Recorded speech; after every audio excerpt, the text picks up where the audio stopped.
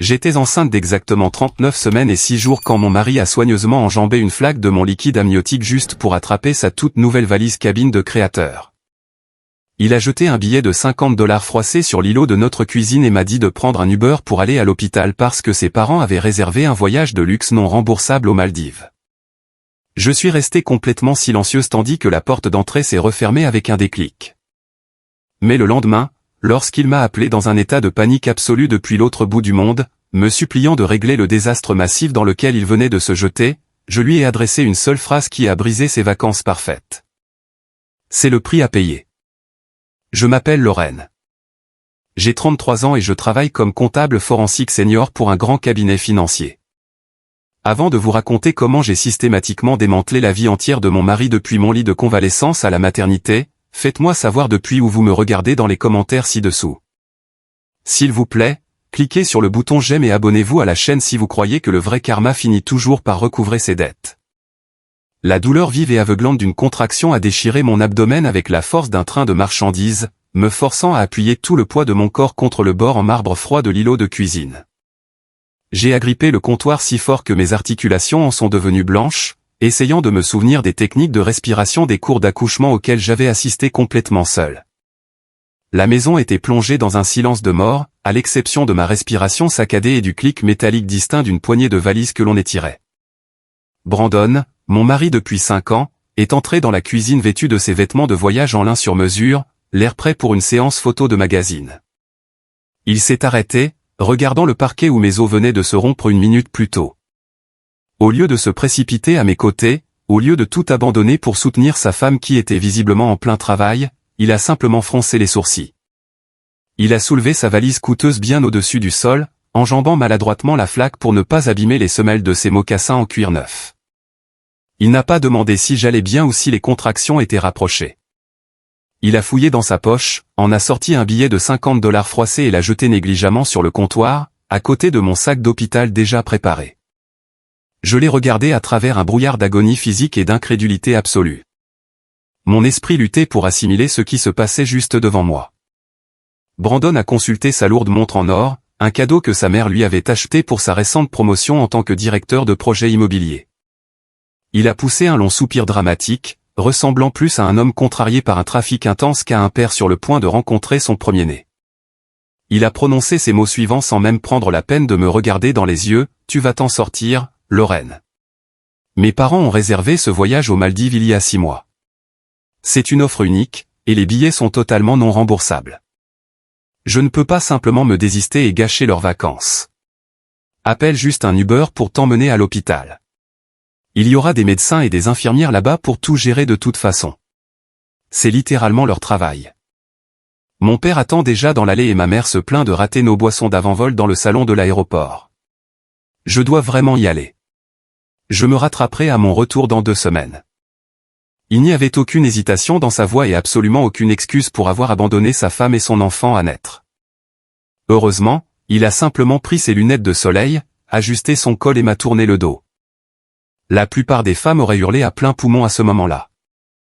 La plupart des femmes se seraient effondrées sur le sol, sanglotant hystériquement, suppliant l'univers d'expliquer pourquoi l'homme qu'elles aimaient pouvait être si profondément cruel et sans cœur. Mais je n'ai pas versé une seule larme. La douleur qui irradiait dans le bas de mon dos était intense. Pourtant, mon esprit est soudainement devenu d'une clarté cristalline. En tant que comptable forensique, je passe mes journées à traquer les actifs cachés, à démêler des réseaux complexes de tromperies d'entreprises et à démanteler des empires financiers frauduleux brique par brique. La panique ne fait tout simplement pas partie de mon vocabulaire professionnel. J'ai observé dans un silence glacial alors qu'il franchissait le seuil avec ses bagages et refermait la porte d'entrée derrière lui. Un instant plus tard, j'ai entendu le bruit sourd des portières du véhicule de son père se fermer, suivi du crissement bruyant du gravier alors qu'il s'éloignait à toute vitesse vers l'aéroport. J'étais entièrement seul dans la maison vide. J'ai tendu une main tremblante, j'ai ramassé le billet de $50 qu'il m'avait jeté comme si j'étais une sorte de fardeau, et je l'ai glissé dans la poche latérale de mon sac d'hôpital. Puis, j'ai sorti mon téléphone et commandé une course. Le trajet jusqu'au centre médical a semblé être un flou surréaliste de lampadaires clignotants et de douleurs atroces. Le chauffeur, un homme plus âgé aux yeux incroyablement gentils, me regardait nerveusement dans le rétroviseur, visiblement terrifié à l'idée que j'accouche sur la banquette arrière de sa voiture. Je me suis concentré uniquement sur ma respiration, agrippant la poignée au-dessus de la portière pour rester ancré à la réalité. Cherchant une distraction pour échapper aux contractions incessantes qui déchiraient mon corps, j'ai déverrouillé mon écran de téléphone et ouvert notre discussion de groupe familial. Je voulais voir si quelqu'un dans sa famille ressentait le moindre remords de l'avoir éloigné de la naissance de son premier enfant. Ce que j'ai vu m'attendre dans ces SMS a effacé toute trace d'amour qu'il me restait pour mon mari et sa famille. C'était la preuve finale et indéniable dont j'avais besoin pour exécuter un plan qui les laisserait absolument sans rien. J'ai ouvert l'application de messagerie et j'ai navigué vers la discussion de groupe de ma belle famille. L'écran a illuminé le siège arrière sombre de la voiture, révélant un échange récent qui m'a glacé le sang. Tout en bas du fil de discussion se trouvait un message de ma belle-mère Brenda, envoyé quelques instants seulement après qu'il soit sorti de mon allée. Le texte s'affichait clairement sur l'écran lumineux, « Dieu merci, tu as réussi à t'échapper, Brandon. » Les femmes enceintes sont toujours si incroyablement dramatiques et épuisantes à gérer. Ce voyage de luxe est exactement ce dont tu as besoin pour te détendre et recharger tes batteries avant d'être définitivement lié par un nourrisson hurlant et les plaintes constantes de Lorraine. Mes yeux ont parcouru ces mots cruels, absorbant la malveillance pure qui découlait de chaque syllabe. Mais le véritable coup de poignard n'est pas venu de Brenda. Il est venu de la réponse immédiate juste en dessous de son texte. Brandon, mon mari, l'homme qui avait promis de me protéger et de m'aimer, avait simplement répondu au message vicieux de sa mère par un emoji qui rit, suivi d'un court texte de sa part, « Je sais, maman. » Crise évitée. J'ai hâte d'aller à la plage et d'avoir enfin un peu de paix et de tranquillité. Je fixais l'écran alors qu'une autre contraction brutale me submergeait. Il ne me laissait pas seulement derrière lui par lâcheté ou par un sens mal placé du devoir envers ses parents. Il se moquait activement de ma douleur. Il riait du fait que j'endurais actuellement la terrible épreuve de l'accouchement entièrement seul pendant qu'il s'envolait vers un paradis tropical. L'écran lumineux me faisait l'effet d'une gifle physique, mais c'était exactement le signal d'alarme dont j'avais besoin. Malgré l'agonie physique aveuglante qui déchirait mon abdomen, mon esprit analytique s'est mis en marche. En tant qu'auditrice forensique, j'ai été formé pour regarder les faits froids et bruts et écarter le bruit émotionnel pour trouver la vérité cachée sous la surface. Les faits concernant mon mariage étaient soudainement d'une évidence flagrante. Pendant des années, j'avais constamment excusé les insultes passives-agressives de Brenda sur mes origines ouvrières. Je m'étais forcé à sourire poliment lorsqu'elle faisait des remarques sournoises sur le manque de sophistication de mes proches, ou lorsque mon beau-père, Gary, faisait des commentaires flagrants et insistants pour obtenir des prêts pour ses projets commerciaux ratés. Brandon avait toujours joué le rôle du fils impuissant et obéissant, affirmant qu'il voulait simplement maintenir la paix et éviter de faire des vagues. J'avais toujours accordé le bénéfice du doute à Brandon, croyant qu'il était simplement pris dans une position difficile entre ses parents exigeants et sa femme. Maintenant, en regardant cet emoji qui rit, la vérité absolue était indéniable. Je n'avais jamais été un membre aimé de leur famille. Pour Brenda et Gary, j'étais simplement un actif financier pratique, un compte bancaire hautement lucratif utilisé pour élever leur niveau de vie et financer leur délire de grandeur. Pour Brandon, je n'étais rien de plus qu'une incubatrice pour sa lignée et un filet de sécurité confortable qu'il pouvait facilement rejeter dès que les choses devenaient trop difficiles ou inconfortables. Ils considéraient ma réussite durement gagnée et mon argent comme leur propriété légitime tout en traitant mes besoins humains fondamentaux comme un fardeau irritant. La douleur intense du travail a été soudainement éclipsée par une prise de conscience beaucoup plus vive. J'avais épousé un parasite qui avait été élevé par des parasites et il était temps de les couper définitivement. Alors que l'Uber s'arrêtait enfin devant l'entrée brillamment éclairée des urgences de l'hôpital, mon chauffeur s'est précipité pour ouvrir ma portière avec un air de panique totale sur le visage. Les infirmières accouraient déjà avec un fauteuil roulant, ayant été alertées par le chauffeur à notre approche de la zone de dépose. Je me suis installé dans le fauteuil, agrippant les accoudoirs tandis que le personnel hospitalier commençait à me faire rouler rapidement à travers les portes automatiques. Avant qu'ils ne puissent me poser une rafale de questions d'admission ou exiger de voir mes informations d'assurance, j'ai levé la main pour les interrompre. J'ai cherché dans mes contacts et j'ai composé le numéro de la seule personne au monde qui, je le savais, abandonnerait tout pour se tenir à mes côtés. Ma sœur cadette, Nicole, a répondu dès la deuxième sonnerie. Je n'ai pas perdu de temps en formule de politesse ou en crise de larmes. J'ai livré les informations avec la précision nette et efficace d'un cadre dirigeant une réunion de conseil d'administration. Nicole, j'ai besoin que tu m'écoutes attentivement. Je suis aux urgences en ce moment. Je suis en plein travail et les contractions se rapprochent rapidement.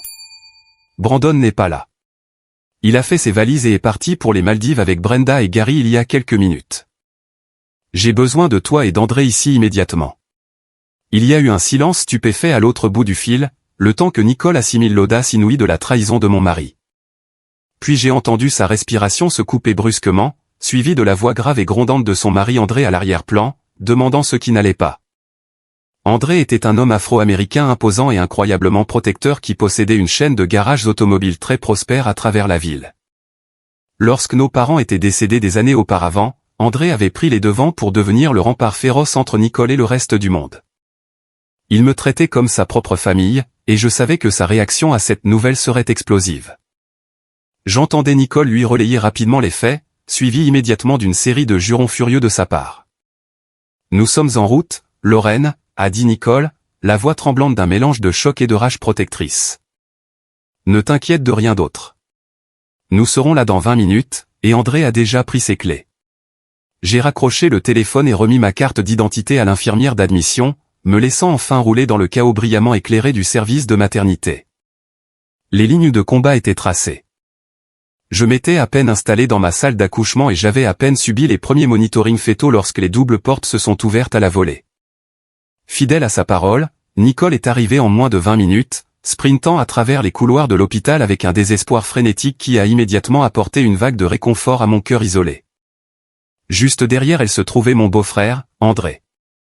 Du haut de son 1,93 m, avec ses épaules remarquablement larges et sa présence physique imposante, André remplissait complètement l'encadrement de la porte. En tant qu'entrepreneur afro-américain très prospère qui avait bâti un empire de garages automobiles haut de gamme à partir de rien, il imposait un respect immédiat dès qu'il entrait dans une pièce. Plus important encore, il possédait une nature farouchement protectrice envers quiconque il considérait comme sa véritable famille. Lorsque nos parents étaient décédés, il avait pris ses vœux de protection envers ma sœur cadette très au sérieux, étendant cette loyauté inébranlable à moi également. En les voyant faire irruption dans l'environnement clinique et stérile de la maternité, j'ai ressenti un élan soudain et écrasant de soulagement. L'isolement terrifiant de devoir faire face à l'accouchement complètement seul s'est évanoui à l'instant où Nicole s'est précipitée à mon chevet, me serrant fermement la main dans les siennes. Son visage était rouge d'avoir couru, et ses yeux me parcouraient anxieusement, cherchant le moindre signe de détresse immédiate.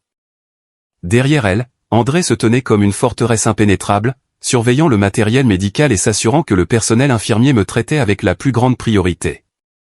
Il a posé une main lourde et réconfortante sur mon épaule, projetant une force tranquille qui m'a ancré à travers la douleur croissante. Je n'avais pas besoin de Brandon. J'avais ma vraie famille juste ici, et ils étaient le seul véritable système de soutien dont j'aurais jamais besoin. Dès que l'infirmière de garde a fini de vérifier mes constantes et est brièvement sortie de la pièce pour examiner mon dossier, la tension soigneusement contenue chez André a finalement éclaté. Nicole s'est tournée vers lui, la voix tremblante d'incrédulité alors qu'elle lui racontait les détails exacts de ce que je lui avais dit au téléphone pendant leur trajet en voiture. Elle lui expliquait comment Brandon avait jeté un simple billet froissé sur le comptoir de la cuisine, comment il s'était plaint que ses parents ratent leur cocktail d'avant-vol. Et comment il avait délibérément choisi des vacances dans un complexe hôtelier de luxe plutôt que d'assister à la naissance de son propre enfant. En entendant toute l'étendue de ce que Brandon avait fait, les veines du cou d'André sont devenues visiblement saillantes, et sa mâchoire s'est crispée si fort que j'ai cru que ses dents allaient se briser. Il s'est détourné de mon lit et s'est mis à arpenter l'autre bout de la petite chambre d'hôpital, ses lourdes bottes de travail frappant le sol en linoléum avec une force terrifiante. Pendant une fraction de seconde, j'ai vraiment pensé qu'il allait donner un coup de poing monumental dans le mur de la salle d'attente de l'hôpital juste pour lâcher la colère explosive qui émanait de sa carrure massive. Il s'est arrêté et a pris une grande inspiration saccadée, luttant pour garder son tempérament explosif sous contrôle pour mon bien. Il s'est retourné pour me faire face, ses yeux sombres brûlant d'une fureur protectrice qui était à la fois intimidante et profondément rassurante. « Donne-moi le feu vert, Lorraine », a grogné André, sa voix résonnant du plus profond de sa poitrine avec une rage contenue qui faisait vibrer la petite pièce. Je sais exactement de quel terminal son vol international décolle.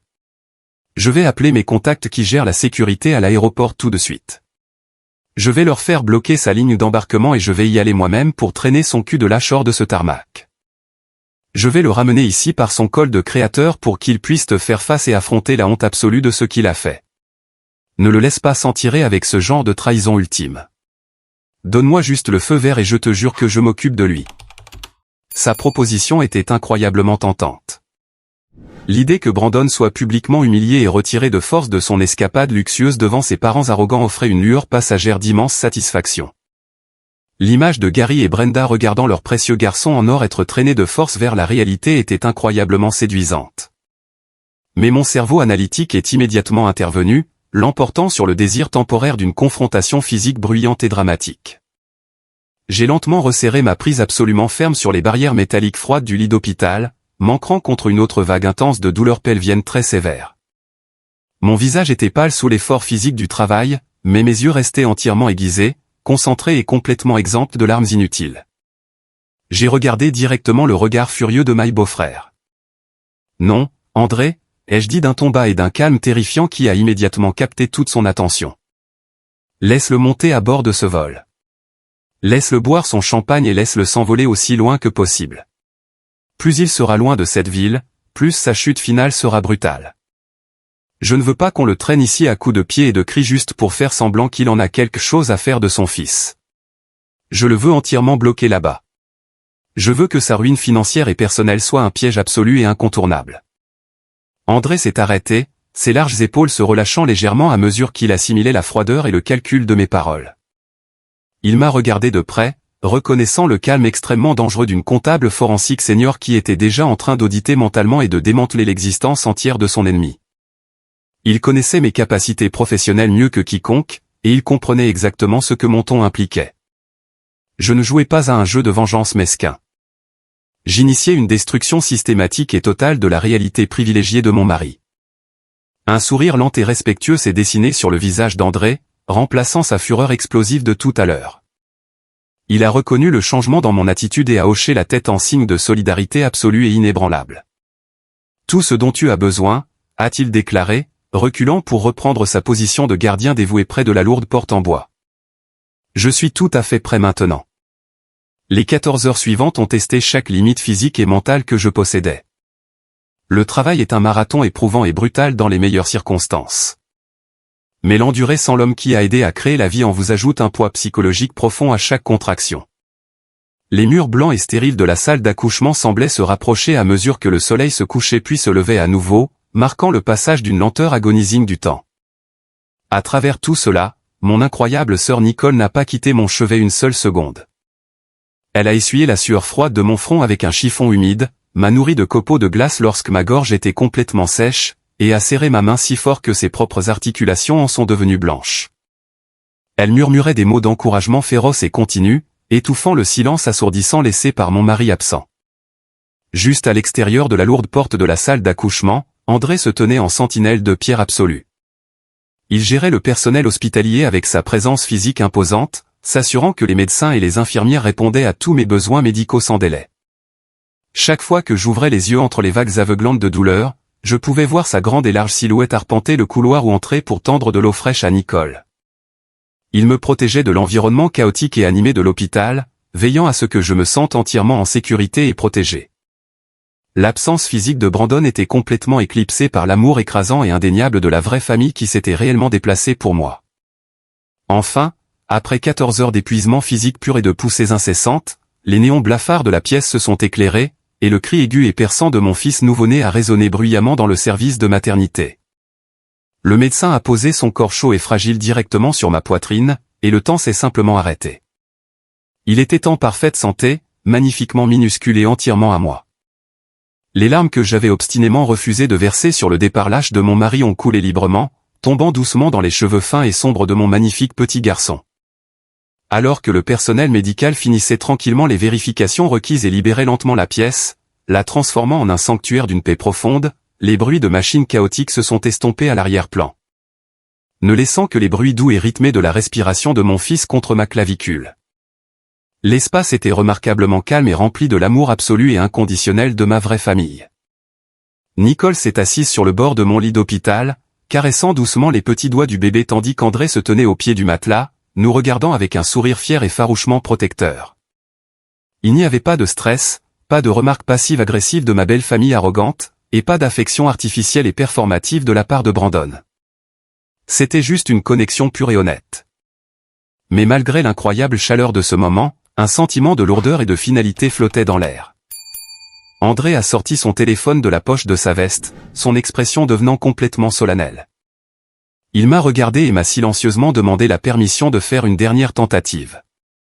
Il voulait appeler Brandon juste pour lui donner une toute dernière chance d'être un vrai père, de faire ce qu'il fallait et de répondre au téléphone pour sa femme en convalescence et son fils nouveau-né.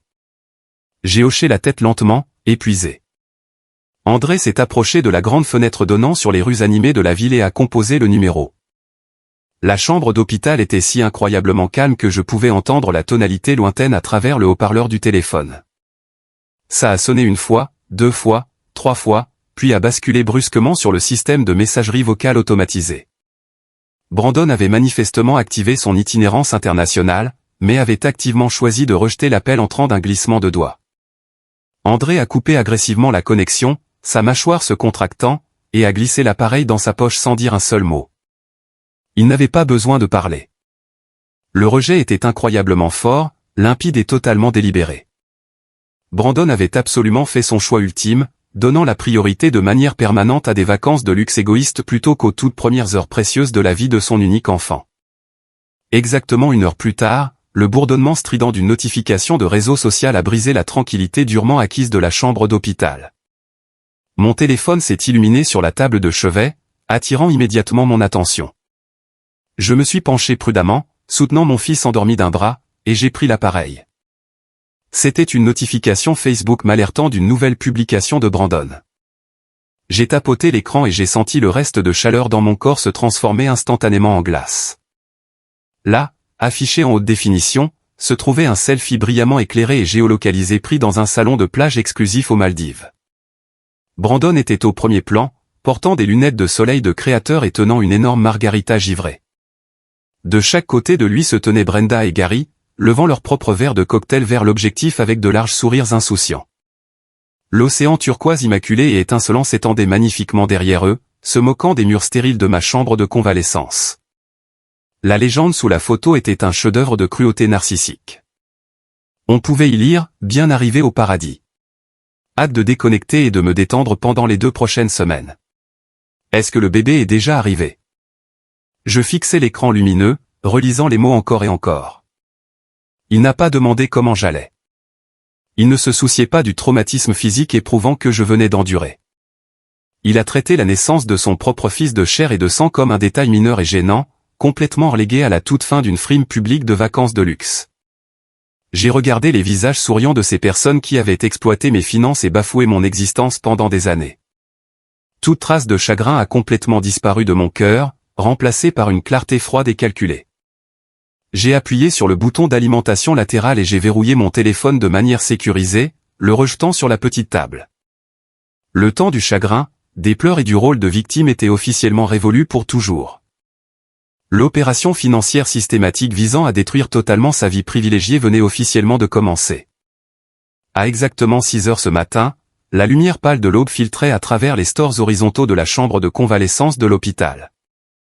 L'énergie chaotique de la nuit précédente s'était complètement apaisée en un lourd silence clinique.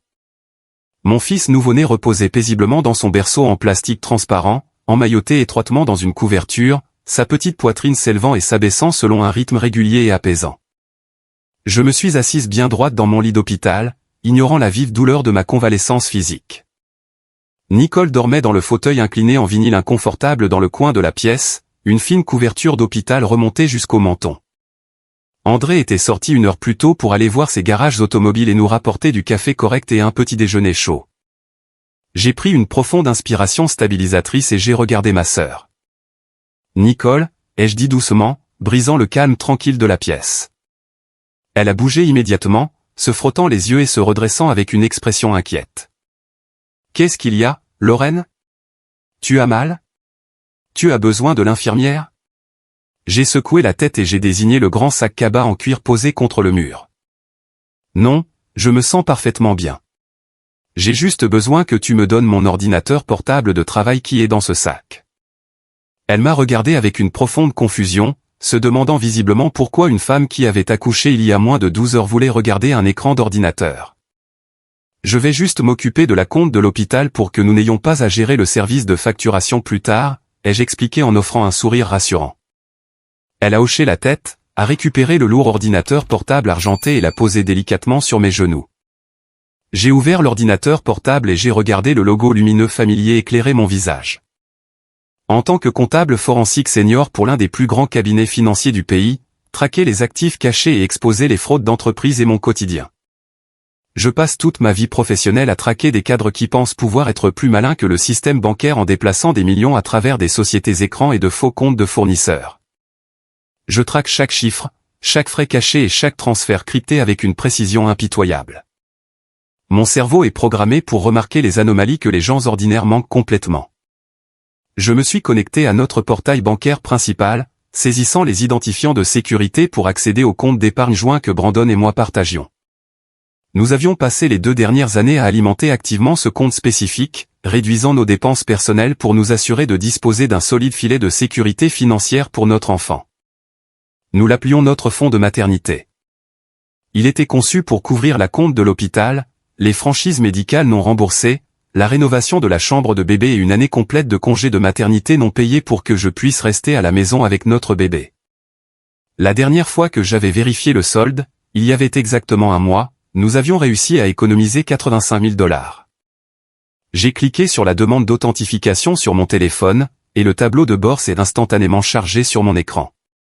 Je me suis rendu directement sur l'onglet d'épargne, m'attendant pleinement à voir ce réconfortant chiffre à 5 chiffres siéger en toute sécurité dans la colonne désignée. Au lieu de cela, mes yeux se sont figés sur un nombre qui a fait rater un battement à mon cœur.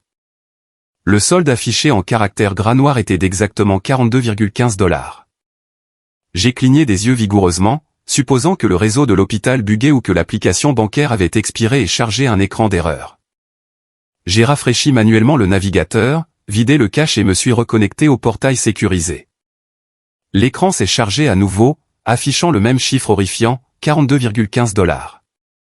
Mon mari n'avait pas seulement abandonné sa femme lourdement enceinte pour aller boire des margaritas sur une plage de luxe.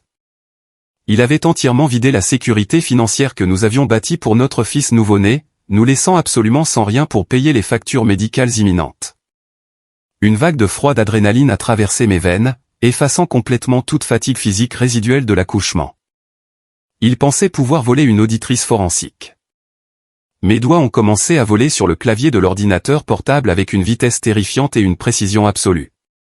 J'ai immédiatement contourné l'interface client de base et j'ai extrait l'historique détaillé des transactions, téléchargeant les journaux de données brutes dans un logiciel de tableur spécialisé que j'utilisais pour les enquêtes d'entreprise. Je ne regardais plus mon compte bancaire personnel. Je regardais une scène de crime et j'allais sécuriser chaque élément de preuve numérique avant même que le coupable ne réalise qu'il était traqué. J'ai retracé l'historique des transferts ligne par ligne. Les 85 000 $ n'avaient pas été retirés en une seule somme massive, ce qui aurait déclenché une alerte de fraude automatique et nécessité une confirmation verbale des 2 titulaires du compte. Au lieu de cela, l'argent avait été systématiquement siphonné par un crément soigneusement calculé au cours des 3 dernières semaines. Brandon avait exécuté plusieurs virements bancaires, déplaçant des montants parfaitement structurés pour passer juste sous le seuil d'examen manuel de la banque. J'ai tracé les numéros d'acheminement et extrait les journaux IP associés aux autorisations numériques. Il avait initié chaque transfert depuis son ordinateur de bureau à son cabinet immobilier.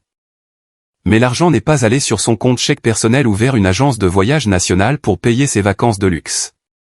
J'ai suivi les indices numériques à travers 2 comptes de transit intermédiaires avant de trouver la destination finale. Les fonds avaient été virés directement sur un compte offshore nouvellement établi situé aux îles Caïmans. Il avait délibérément déplacé l'argent en dehors de la juridiction légale standard des États-Unis, pensant que la création d'une barrière internationale m'empêcherait de geler ou de récupérer facilement les actifs volés lors d'un divorce difficile. Il avait planifié ce vol massif méticuleusement tout en me souriant en peignant la chambre du bébé. Il croyait sincèrement avoir exécuté le crime financier parfait contre sa propre famille. J'ai sauvegardé les détails d'acheminement offshore et exporté chaque journal IP, sécurisant les données brutes sur mon disque local crypté. L'audit avait officiellement commencé. Les 85 000 $ volés étaient une découverte dévastatrice, mais mon intuition professionnelle m'a averti qu'un voleur s'arrête rarement aux liquidités lorsque d'autres actifs liquides sont facilement disponibles. Le fonds de maternité manquant n'était que la partie émergée d'un iceberg financier bien plus grand. J'ai minimisé le tableur bancaire et me suis connecté directement à mon tableau de bord sécurisé de surveillance du crédit. Je devais voir exactement jusqu'où Brandon était allé pour financer son désir soudain d'un style de vie de célibataire luxueux. Le tableau de bord s'est chargé et un énorme drapeau rouge clignotant a immédiatement dominé le centre de mon écran. Une demande de crédit strict avait été effectuée sur mon numéro de sécurité sociale il y a exactement 14 jours. Mes yeux ont parcouru la ligne de données identifiant la source de la demande comme un grand prêteur hypothécaire national. Brandon avait déposé une demande officielle pour une marge de crédit hypothécaire de $50 000, s'appuyant lourdement sur la valeur nette de la maison familiale que nous partagions. L'audace de ces actes m'a serré la poitrine. Il ne se contentait pas de vider nos réserves de liquidités. Il tentait activement de placer une hypothèque sur le toit au-dessus de la tête de son enfant à naître juste pour impressionner ses parents arrogants sur une île tropicale. J'ai cliqué pour afficher les documents de demande complets qui avaient été déposés électroniquement. Il avait utilisé mes informations personnelles, mon excellent score de crédit et mes longs antécédents professionnels pour garantir l'approbation du prêt. Mes mains restaient parfaitement stables pendant que je téléchargeais le dossier de demande. Il se prenait pour un génie en train de jouer avec le système, mais il avait gravement sous-estimé la femme qu'il avait épousée. Le mépris flagrant pour l'avenir de notre famille était stupéfiant. Il avait volontairement mis en péril tout ce que nous avions construit juste pour financer un moment éphémère de statut social fabriqué de toutes pièces. Chaque touche sur laquelle il appuyait était une trahison. J'ai archivé les fichiers PDF dans mon dossier sécurisé, m'assurant que les preuves étaient parfaitement préservées. Alors que j'examinais les documents numériques, ma première poussée de colère s'est rapidement transformée en un amusement froid et calculé. Brandon avait bel et bien tenté l'escroquerie financière ultime, essayant de tirer parti de la valeur nette substantielle de notre maison pour obtenir des liquidités immédiates. Il avait rempli chaque section de la demande sans faille, détaillant nos revenus et nos actifs combinés. Il était même allé jusqu'à soumettre une signature numérique falsifiée en utilisant un compte DocuSign qu'il avait secrètement créé sous mon nom. Il avait copié mon style de signature électronique à la perfection, croyant sincèrement que le logiciel bancaire automatisé traiterait l'approbation sans aucune intervention humaine. Cependant, mon cher mari possédait une faille fatale dans son grand plan financier. Il manquait cruellement d'attention aux détails. Lorsque j'ai acheté notre maison il y a 5 ans, avant même que nous soyons mariés, je n'avais pas inscrit l'acte de propriété sous mon nom propre. En tant que professionnel de la finance, je comprenais l'importance cruciale de la protection des actifs. J'avais placé l'intégralité de la propriété dans une fiducie d'entreprise hautement spécialisée, spécifiquement conçue pour protéger l'immobilier contre les réclamations de responsabilité personnelle et les privilèges non autorisés. Brandon avait vécu dans cette maison pendant des années, complètement ignorant de sa structure juridique réelle. Le système automatisé du prêteur hypothécaire a instantanément signalé une divergence critique entre sa demande frauduleuse et les registres de propriété du comté. La maison étant légalement détenue par la fiducie d'entreprise, tout retrait de valeur nette nécessitait un niveau secondaire de vérification d'identité, y compris une signature physique notariée du fiduciaire désigné, c'est-à-dire moi. Les algorithmes de détection des fraudes de la banque ont immédiatement reconnu la tentative DocuSign invalide et ont interrompu tout le processus. Ils ont rejeté purement et simplement sa demande de prêt de $50 000 dans les 24 heures suivant sa soumission. Je fixais l'avis de rejet affiché sur mon écran d'ordinateur, ressentant un profond sentiment de revanche. Sa tentative de gager l'avenir de notre bébé avait échoué de manière spectaculaire, et l'empreinte numérique de sa tentative de délit était désormais enregistrée de façon permanente sur les serveurs de la banque. Il m'avait remis exactement l'arme dont j'avais besoin pour le détruire complètement. Sa pure ignorance du droit des sociétés de base avait causé sa perte absolue. J'ai pris des captures d'écran haute résolution des lettres de refus automatisées, vérifiant les horodatages exacts de son échec criminel. La trace écrite qu'il avait créée était un chef-d'œuvre absolu d'auto-incrimination. Avec le prêt hypothécaire brutalement rejeté et la date de départ pour ses vacances de luxe approchant à grands pas, Brandon était manifestement entré dans un état de désespoir absolu. Il avait besoin d'un afflux massif d'argent pour financer les villas sur pilotis, les billets de première classe et les expériences de restauration gastronomique exigées par ses parents. Les comptes offshore contenaient nos économies volées, mais il avait besoin de lignes de crédit propres et légitimes pour satisfaire aux exigences de réservation extrêmement strictes du complexe hôtelier 5 étoiles des Maldives. J'ai continué à creuser dans les rapports financiers liés et j'ai découvert son pivot frénétique. Paniqué et totalement à court d'options viables, Brandon avait convaincu Gary et Brenda de réhypothéquer discrètement leur propre appartement de retraite en Floride. Ils avaient obtenu le capital nécessaire, mais leur terrible historique de crédit faisait qu'ils ne pouvaient pas passer le contrôle financier rigoureux du complexe hôtelier international. Pour contourner les contrôles de crédit stricts de l'hôtel de luxe, Brandon avait commis sa dernière erreur catastrophique. Il avait illégalement lié mon profil financier professionnel immaculé comme garant principal sur les virements internationaux, agissant comme unique filet de sécurité pour les dépenses extravagantes de ses parents. Il avait délibérément attaché ma crédibilité professionnelle à leur dette imprudente, sans mon consentement. En liant mon nom à ces transactions internationales, il avait officiellement franchi la ligne séparant le litige domestique du délit financier fédéral grave.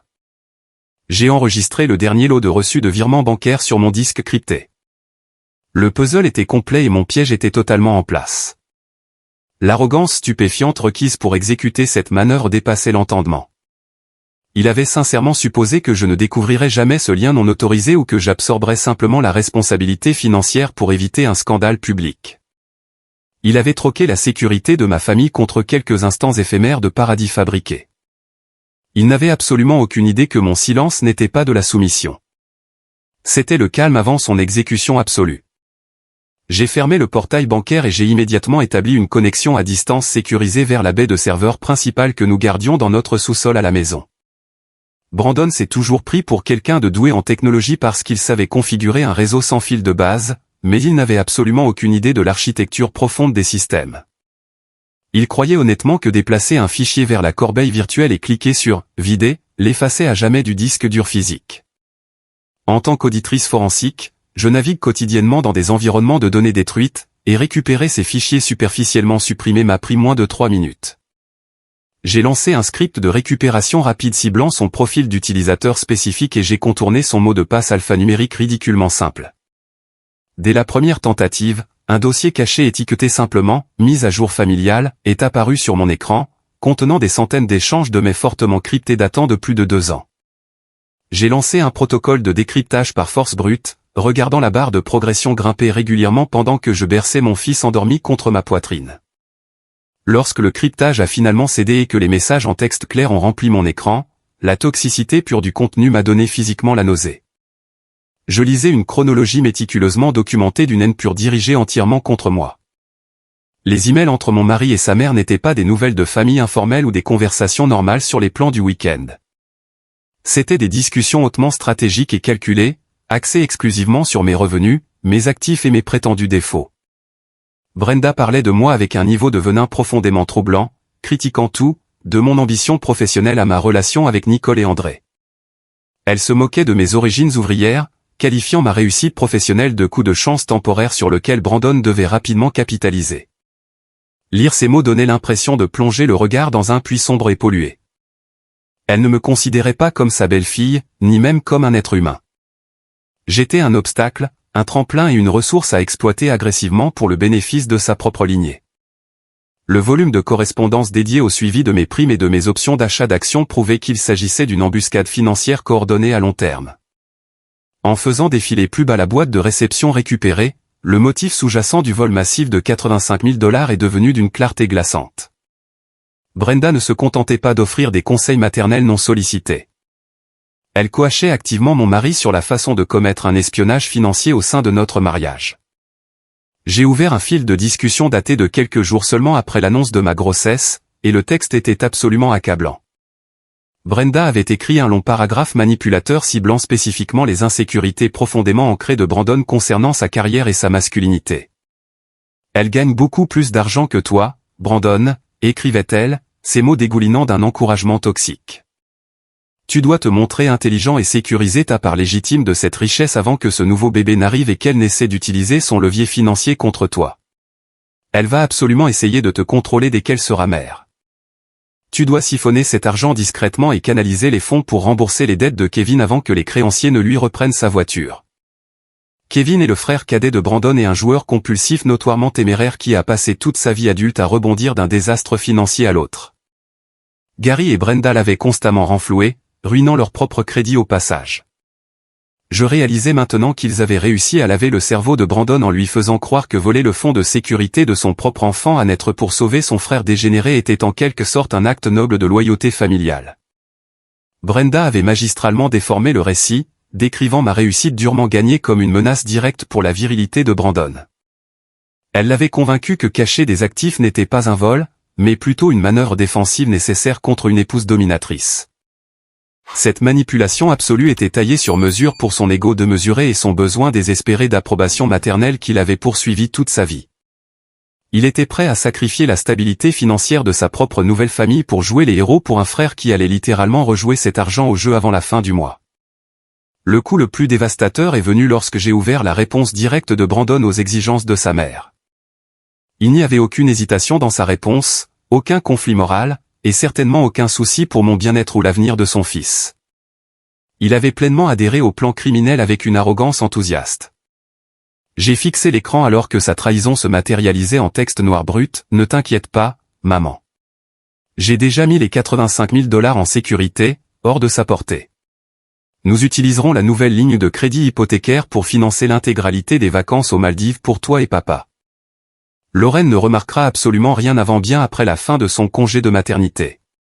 Le temps qu'elle vérifie enfin les comptes, elle sera bien trop épuisée et occupée à s'occuper du nouveau bébé pour me chercher des noises. Elle va juste pleurer et finira par laisser couler pour maintenir la paix. Le manque de respect ultime s'étalait sous mes yeux. Il tablait sur mon épuisement maternel et mon amour pour notre enfant pour forcer ma complaisance. Il croyait honnêtement que le tribut physique et émotionnel de la maternité me rendrait trop faible pour contester son vol financier massif. Il voyait ma grossesse non pas comme un miracle, mais comme la vulnérabilité parfaite à exploiter.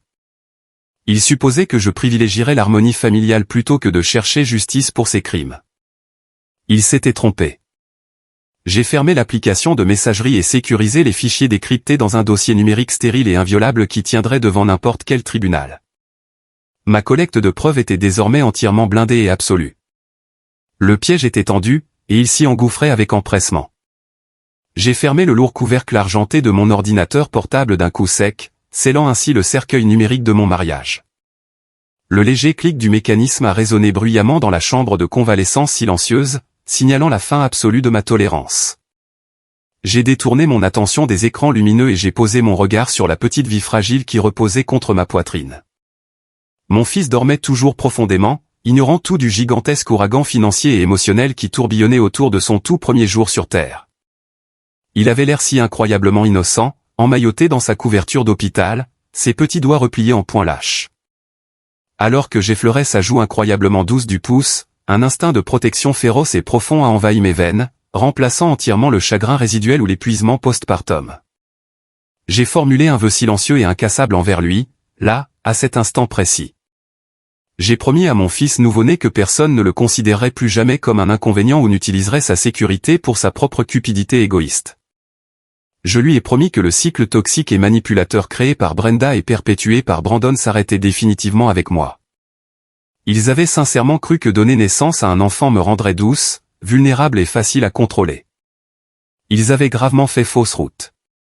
La maternité n'avait pas affaibli ma détermination. Elle l'avait forgée en une arme impénétrable. J'ai doucement déplacé le bébé, m'assurant qu'il était parfaitement en sécurité et à l'aise, avant de tourner mon regard vers la petite chambre d'hôpital. André se tenait toujours près de la lourde porte en bois, maintenant sa surveillance silencieuse et vigilante sur nous. Ses bras étaient croisés sur sa large poitrine, et ses yeux sombres suivaient chacun de mes mouvements, attendant mon évaluation finale des données que je venais de découvrir. J'ai pris une dernière inspiration stabilisatrice, rangeant le rôle de l'épouse dévouée et indulgente pour toujours. J'agissais désormais uniquement en tant que mère et comptable forensique. J'ai regardé mon beau-frère droit dans les yeux, ma voix descendant dans un registre bas et terrifiant de calme qui a immédiatement capté toute son attention dans la pièce silencieuse. « André », ai-je dit en soutenant son regard sans ciller. « Tu te souviens de cet avocat spécialiste des divorces à gros enjeux, notoirement impitoyable, dont tu as entièrement restauré la Mustang classique dans ton garage principal l'année dernière? Celui qui a la réputation de démanteler absolument les conjoints fraudeurs au tribunal et de ne faire aucun cadeau lors des négociations d'accord. J'ai besoin de lui ici, dans cette chambre, maintenant. » André a lentement décroisé les bras, sa posture passant d'une garde passive à un engagement actif. Un sourire prédateur et terrifiant s'est dessiné sur son visage, transformant complètement ses traits. Il savait exactement de qui je parlais. Cet avocat était légendaire dans notre ville pour son approche froide et calculatrice des divorces à haut patrimoine et son refus absolu de tolérer les tactiques de report manipulatrices. C'était un requin juridique qui sentait le sang dans l'eau à des kilomètres à la ronde, et il devait une immense faveur personnelle à mon beau-frère pour avoir déniché des pièces impossibles à trouver pour son véhicule adoré. Considère que c'est fait, Lorraine, a grondé la voix grave d'André, vibrant d'une satisfaction sincère. Il a sorti son smartphone de la poche de sa veste, faisant déjà défiler sa liste de contacts prioritaires. Je vais l'appeler sur son portable personnel tout de suite. Il me doit une fière chandelle, et il adore les dossiers avec une trace écrite impeccable. Je vais lui dire de tout laisser tomber et d'apporter son kit de dépôt d'urgence directement à cet hôpital. Nicole s'est redressée sur sa chaise, les yeux grands ouverts d'une attente complice alors qu'elle nous regardait orchestrer l'attaque juridique. Nous ne nous préparions pas seulement à déposer des papiers de divorce standard. Nous armions activement une ogive financière et juridique. André est sorti dans le couloir animé de l'hôpital pour passer l'appel, sa silhouette massive disparaissant derrière la lourde porte. J'ai doucement caressé le dos de mon fils, sentant le rythme régulier de ses petits battements de cœur. La partie la plus difficile de la séparation émotionnelle était déjà complètement surmontée. Maintenant, ce n'était plus qu'une question d'exécution juridique précise et de veiller à ce que Brandon subisse la peine maximale absolue pour ses délits financiers ahurissants. L'avocat est arrivé dans le service de maternité moins d'une heure plus tard, entrant d'un pas assuré dans ma chambre avec une épaisse mallette en cuir et un comportement professionnel affûté. Il n'a pas offert de formule de politesse creuse et n'a pas perdu de temps en fausses condoléances pour ma situation. Au lieu de cela, il a jeté un seul coup d'œil à la clé USB cryptée contenant tous les relevés de virements bancaires, les numéros d'acheminement offshore et les emails récupérés prouvant le vol financier prémédité, et a simplement hoché la tête avec une approbation féroce. Je me suis assise dans mon lit d'hôpital en utilisant un plateau repas en plastique rigide comme bureau de fortune.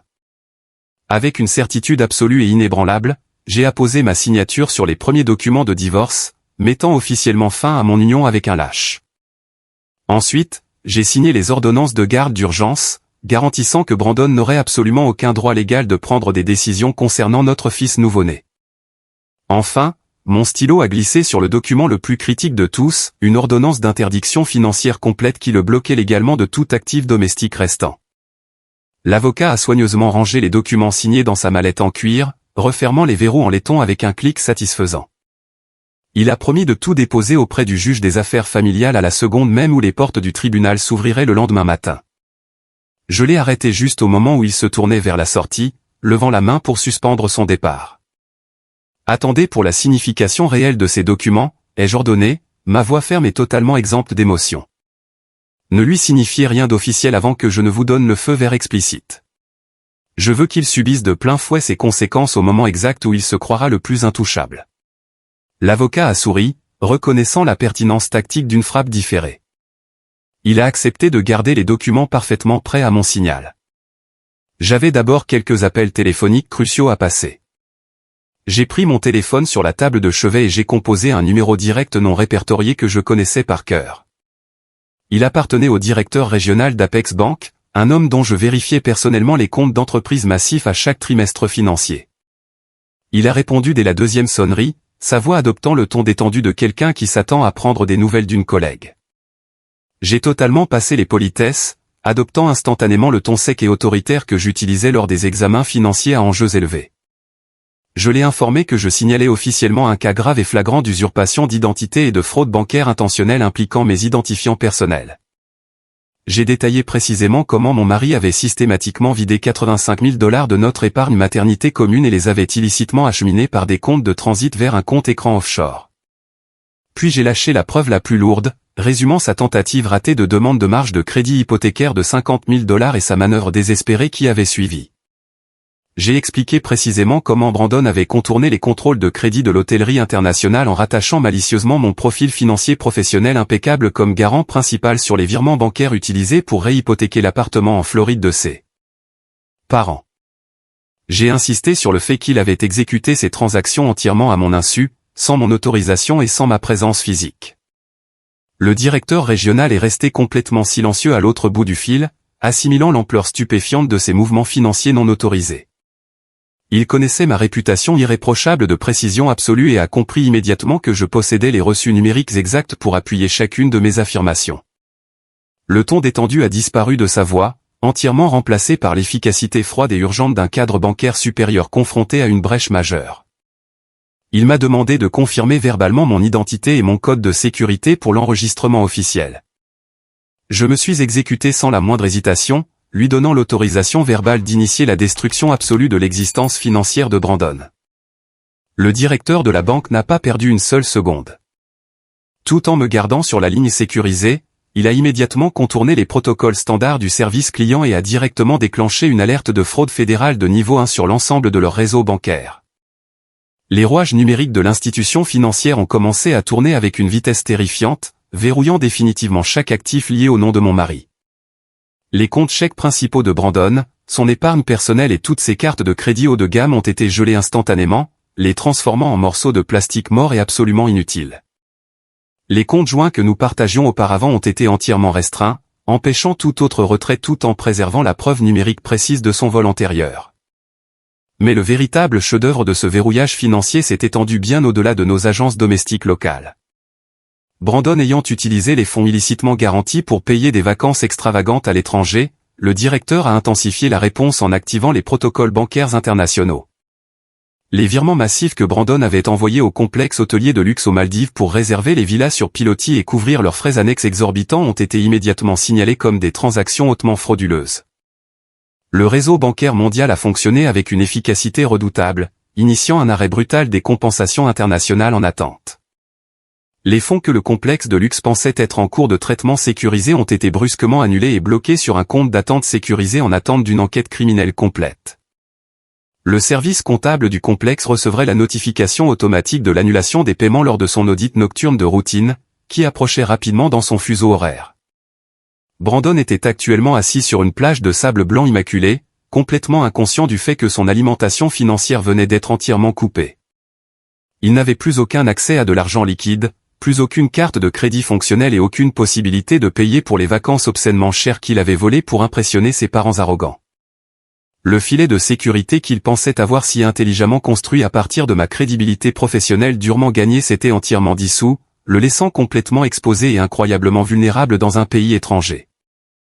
L'ampleur du gel garantissait qu'il ne pourrait pas simplement appeler un conseiller clientèle pour tenter de s'en sortir par le charme. Il était officiellement exclu du système bancaire mondial et marqué de manière permanente comme un risque financier grave par les plus hautes autorités. Le gel financier immédiat était une frappe tactique dévastatrice, mais les ramifications juridiques ultérieures allaient finir de l'enterrer définitivement. En choisissant de me lier frauduleusement comme garante financière sur des virements internationaux sans mon consentement écrit explicite, Brandon avait franchi une limite majeure. Il ne s'agissait plus d'un simple litige domestique sur des fonds matrimoniaux ou d'une tactique de divorce difficile. Ces actions constituaient un cas d'école de fraude bancaire fédérale grave et d'usurpation d'identité aggravée. Le directeur de la banque m'a solennellement informé qu'en raison de la valeur monétaire substantielle en jeu et de la nature internationale des transactions, les réglementations fédérales obligeaient l'institution à en informer automatiquement les autorités compétentes. Le service de conformité interne de la banque était déjà en train de rassembler les journaux de preuves numériques, les eurodatages des demandes falsifiées et les confirmations de virements non autorisés pour les soumettre directement aux enquêteurs fédéraux. Les dominos juridiques qu'il avait bêtement mis en place tombaient désormais en succession rapide, créant une réaction en chaîne incontournable de responsabilité pénale. Il avait délibérément manipulé le système pour financer une escapade de luxe, ignorant complètement les lois fédérales sévères conçues pour empêcher précisément ce type d'espionnage financier. Les autorités allaient bientôt disposer d'une trace écrite impeccable, prouvant son intention délibérée et malveillante de frauder à la fois sa femme et l'institution bancaire. J'ai remercié le directeur régional pour son action incroyablement rapide et décisive et j'ai mis fin à l'appel. Les lourds rouages de la justice se déplaçaient désormais entièrement sous leur propre élan inébranlable, s'accélérant rapidement vers la ruine absolue de mon mari. Il avait voulu jouer à des jeux financiers à enjeux élevés dans mon dos. Et maintenant, il allait devoir affronter le gouvernement fédéral comme ultime adversaire. Il n'y avait absolument aucune échappatoire possible dans ce coin incroyablement serré où il s'était lui-même coincé avec assurance. Le piège était solidement refermé pour de bon. Une fois l'infrastructure bancaire verrouillée, j'ai tourné mon attention vers les détails logistiques de ces précieuses vacances. En tant que cadre supérieur au sein de mon cabinet, je disposais d'un accès à une catégorie hautement exclusive d'avantages de voyage d'entreprise. Il ne s'agissait pas de réductions standards pour les consommateurs, mais davantage d'entreprises lourdement négociées, réservées strictement aux associés d'élite voyageant pour les besoins de l'entreprise. J'ai ouvert un nouvel onglet de navigateur et me suis connecté directement à mon portail sécurisé de voyage d'entreprise, utilisant mon numéro d'identification d'employé pour contourner l'écran de connexion standard. Le tableau de bord s'est chargé immédiatement, affichant une liste complète de tous les itinéraires de voyage actifs liés à mon profil. Tout en haut de la liste des réservations actives se trouvait une réservation méticuleusement détaillée pour un complexe ultraluxe situé dans l'atoll de Baha aux Maldives.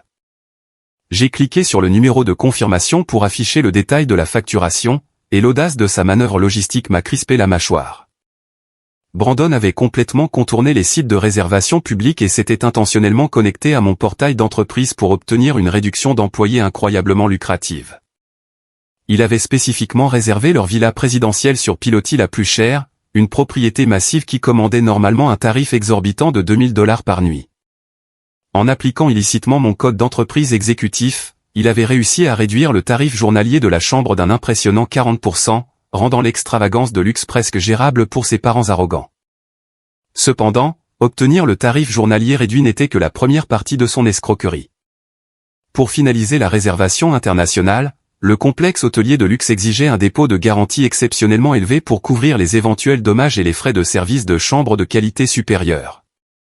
Sachant que ses propres limites de crédit personnel étaient tout à fait insuffisantes, il avait malicieusement lié ma carte American Express d'entreprise d'élite comme mode de paiement principal, la conservant dans le dossier pour garantir l'intégralité du séjour de 2 semaines. Il avait essentiellement forcé mon employeur à garantir par inadvertance son escapade familiale frauduleuse. L'impudeur requise pour voler des ressources d'entreprise pour un voyage personnel à la plage était stupéfiante. Il avait supposé avec confiance que ma convalescence postpartum m'empêcherait d'examiner mes rapports mensuels de dépenses d'entreprise avant bien après son retour et le déballage de ses bagages. Il s'était trompé sur toute la ligne, et son paradis tropical volé était sur le point de devenir une prison financière incontournable. J'ai pris des captures d'écran numériques haute résolution de l'intégralité de la réservation, m'assurant de disposer d'une preuve absolue de son accès non autorisé au portail d'entreprise. Les preuves étaient sécurisées, et il était temps de démanteler systématiquement ces hébergements luxueux. J'ai pris mon smartphone et j'ai composé le numéro de conciergerie Platinum dédié situé au dos de ma carte d'entreprise. Une conseillère clientèle hautement qualifiée a répondu immédiatement, me saluant par mon titre officiel et me demandant comment elle pouvait m'aider avec mon itinéraire de voyage actif. J'ai maintenu l'autorité froide et absolue d'une cadre supérieure traitant une faille de sécurité critique. Mon mari a délibérément volé les détails de ma carte d'entreprise et a contourné les protocoles de sécurité de mon portail de voyage d'employé, ai-je déclaré clairement, la voix nette et totalement inébranlable. Je n'autorise absolument pas ce séjour international en cours. Vous devez annuler le tarif d'entreprise appliqué immédiatement, retirer ma carte American Express du dossier de l'hôtel et lancer une opposition immédiate sur toutes les retenues temporaires actuellement en attente sur le compte. La représentante a tapé rapidement, son clavier cliquetant bruyamment à travers le haut-parleur du téléphone alors qu'elle affichait la réservation frauduleuse. Je suis incroyablement désolé pour cette faille de sécurité majeure, madame, a-t-elle répondu, son ton passant à une conformité professionnelle urgente. Je supprime le code de réduction d'entreprise de la réservation à l'instant et j'efface définitivement vos informations de paiement du système de gestion de la propriété. Y a-t-il autre chose que vous souhaitez que je sécurise? Oui, ai-je continué mon assaut stratégique. Il a également utilisé mes miles d'entreprise accumulés pour réserver 3 vols aller-retour en première classe. J'ai besoin que vous annuliez complètement ces vols de retour immédiatement et que vous signaliez les profils de passagers pour utilisation non autorisée de miles. N'émettez aucun bon de voyage ou crédit de vol futur à son nom. La représentante a confirmé l'exécution rapide de mes ordres directs. Le filet de sécurité d'entreprise sur lequel il s'était appuyé si arrogamment a été complètement éradiqué en moins de 5 minutes. L'agente de conciergerie d'élite a confirmé verbalement que les modifications numériques massives avaient été poussées avec succès vers le système de réservation internationale. Je peux vous garantir que vos actifs d'entreprise sont entièrement et complètement sécurisés, m'a-t-elle assuré avant de mettre fin professionnellement à l'appel. J'ai posé mon téléphone sur la table de chevet, ressentant un profond sentiment de satisfaction tactique. Je comprenais exactement comment fonctionnaient les systèmes de facturation de l'hôtellerie internationale de luxe. Au moment où le réseau mondial se rafraîchirait et mettrait à jour la base de données locale de la propriété, le logiciel de comptabilité automatisé du complexe détecterait instantanément le retrait de la carte de garantie principale. Le système signalerait immédiatement la villa présidentielle sur pilotis comme une réservation non sécurisée et à haut risque. De plus, sans mon code exclusif de réduction d'entreprise actif sur la réservation, le tarif journalier de la chambre repasserait instantanément au tarif normal de 2000 $.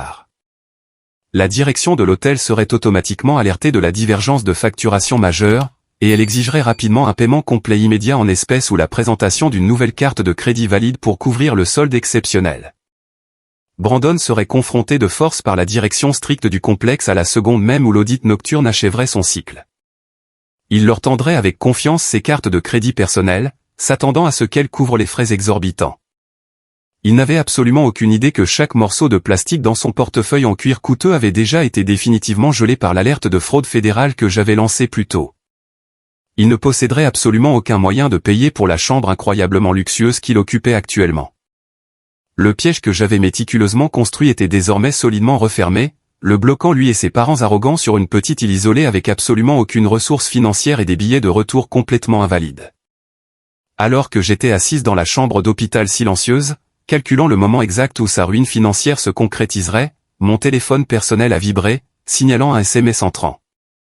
C'était une amie proche qui travaillait comme coordinatrice principale des avantages sociaux au service des ressources humaines du cabinet immobilier de Brandon. Son message était frénétique et empreint d'une terreur sincère. Elle écrivait que Brandon avait déposé hier une demande de congé d'urgence, affirmant que j'avais subi une hémorragie massive pendant l'accouchement et que j'étais actuellement sous assistance respiratoire. Elle disait que toute la direction générale était complètement dévastée et priait pour le bébé et moi. Je fixais l'écran allumé, complètement paralysé par la profondeur sociopathe de son mensonge. Il n'avait pas simplement demandé un congé standard pour aller à la plage. Il savait qu'une demande soudaine de 2 semaines de vacances de luxe serait instantanément refusée compte tenu de ses échéances de projets importantes et de ses exigences strictes de présence. Au lieu de cela, il avait cyniquement inventé une tragédie médicale horrible impliquant ma mort imminente pour exploiter explicitement la politique de congé compassionnel de son entreprise. Il avait instrumentalisé ma grossesse et prétendu faussement que je luttais pour ma vie dans une unité de soins intensifs juste pour continuer à recevoir son salaire de cadre tout en sirotant des cocktails sur une île tropicale. L'audace à couper le souffle requise pour soumettre des documents d'urgence médicale falsifiés à un service des ressources humaines d'entreprise était tout à fait stupéfiante. Il escroquait activement son employeur tout en escroquant sa femme et en volant son fils nouveau-né.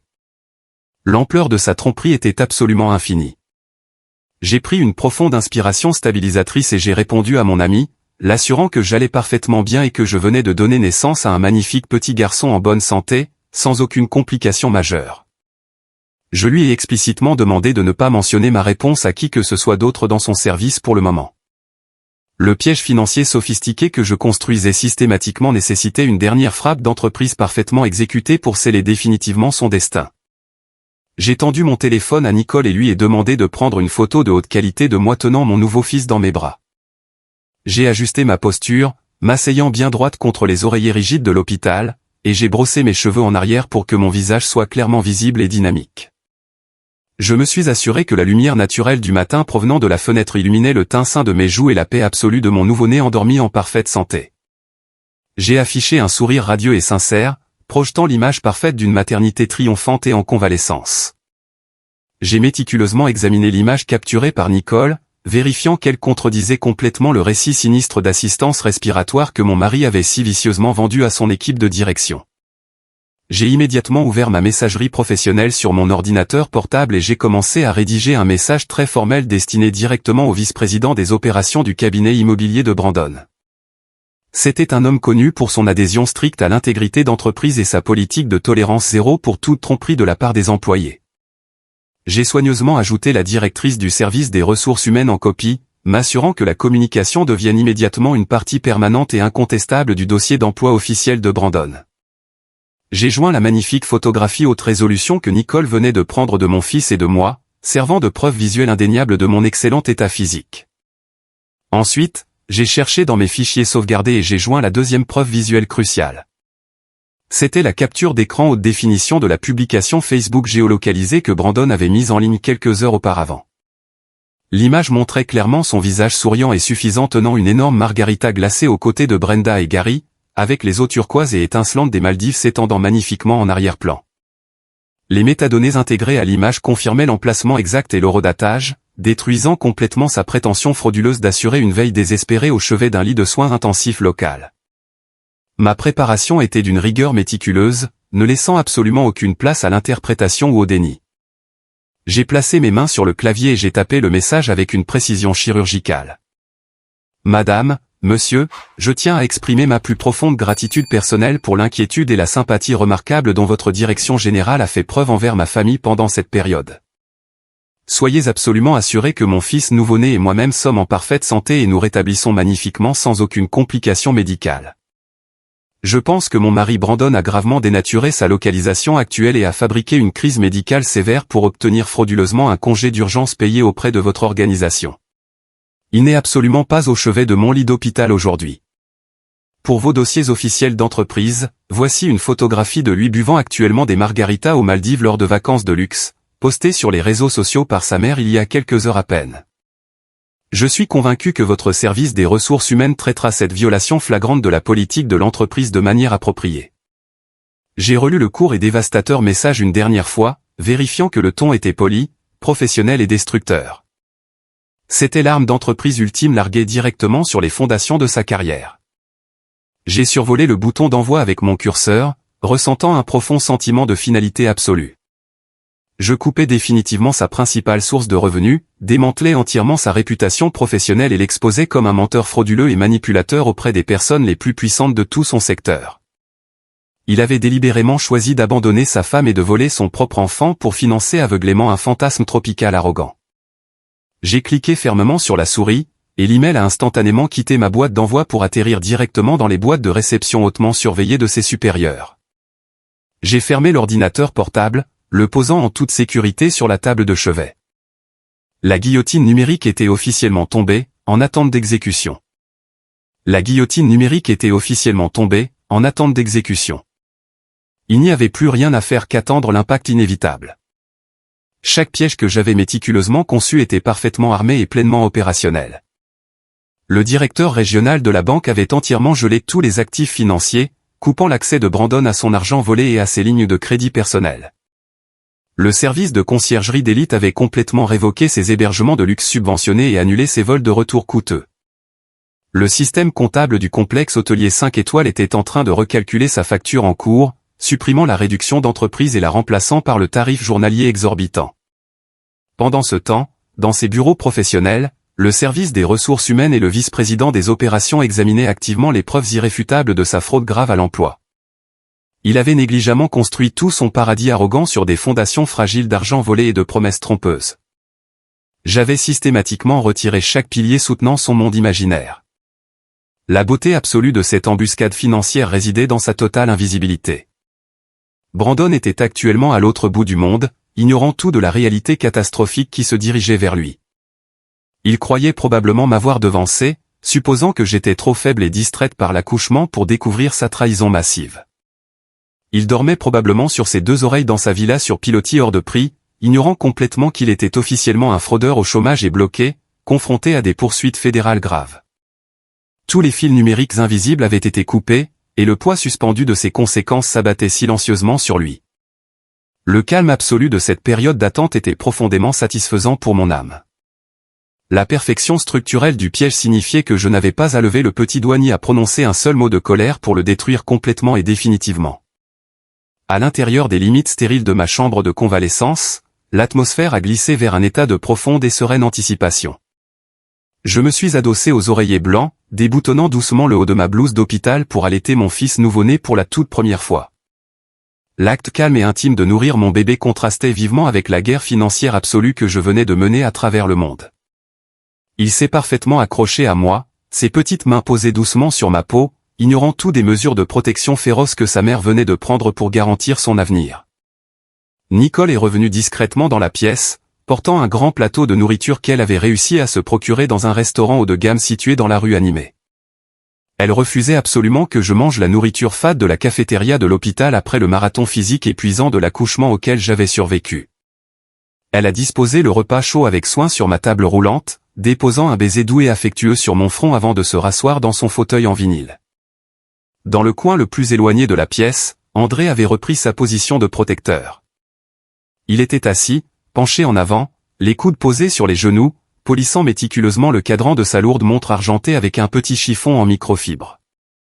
Le mouvement circulaire régulier et rythmé de ses grandes mains fortes était le seul mouvement dans la pièce par ailleurs immobile. Il ne disait pas un mot, mais l'intensité du regard de ses yeux sombres révélait sa préparation absolue aux retombées imminentes.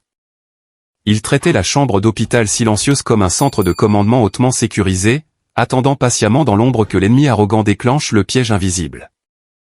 À nous trois, nous formions un front uni impénétrable, une famille authentique fonctionnant en parfaite harmonie. Il n'y avait absolument aucune anxiété concernant la suite des événements. J'ai pris une bouchée lente de la nourriture chaude apportée par Nicole, savourant les saveurs riches, tout en gardant mon téléphone posé en sécurité sur le bord du matelas. Nous étions totalement prêts pour le moment précis où le monde privilégié de mon mari s'effondrerait violemment autour de lui. J'ai rapidement jeté un coup d'œil à l'horloge numérique affichée sur l'écran de mon ordinateur portable.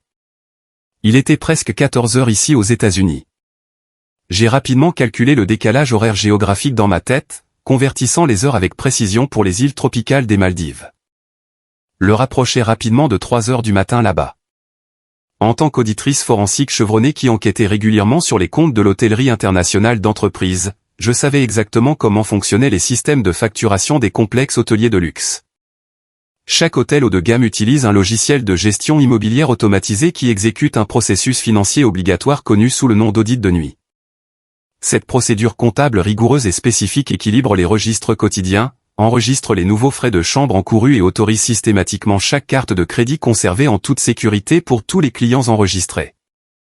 Le complexe hôtelier des Maldives lançait son audit de nuit automatisé à exactement 3 heures du matin, heure locale, sans exception. À la seconde même où l'horloge numérique afficherait l'heure, le serveur central de l'hôtel tenterait automatiquement d'autoriser le tarif journalier astronomique de la chambre et les frais annexes de luxe accumulés sur le mode de paiement fourni par Brandon. Il se heurterait violemment au mur de briques de ma garantie d'entreprise révoquée et au gel pour fraude fédérale placé sur ses comptes personnels. Le système automatisé enregistrerait immédiatement un échec de paiement critique. Des alertes rouges clignoteraient instantanément sur les écrans des gérants de nuit du complexe, les avertissant d'une dette massive non garantie occupant leur villa présidentielle la plus chère. J'ai regardé les minutes défiler sur mon écran, sentant l'adrénaline monter lentement. La certitude mathématique de la situation était absolument magnifique. Le règlement de compte numérique était précisément programmé, et il arrivait dans exactement 10 petites minutes. Le silence absolu de ma chambre de convalescence a finalement été brisé à exactement 3h15 du matin, heure locale des Maldives. L'affichage numérique de mon ordinateur portable venait de changer, confirmant le passage de ces dernières minutes lentes, lorsque le bourdonnement strident de mon téléphone portable a violemment brisé la tension. L'écran s'est allumé d'un éclat aveuglant, projetant de longues ombres sur les draps blancs de mon lit. C'était un appel vidéo FaceTime entrant de mon mari. J'ai baissé les yeux vers son nom qui clignotait sur l'écran, sentant le battement lourd de mon propre cœur frapper ma poitrine. Je n'ai pas immédiatement cherché à attraper l'appareil. Au lieu de cela, je suis resté parfaitement immobile, laissant le téléphone vibrer bruyamment sur le plateau en plastique. Je l'ai laissé sonner une fois. La sonnerie électronique a résonné sur les murs, attirant l'attention de Nicole et d'André. Je l'ai laissé sonner une deuxième fois, laissant le suspense s'installer à l'autre bout du fil.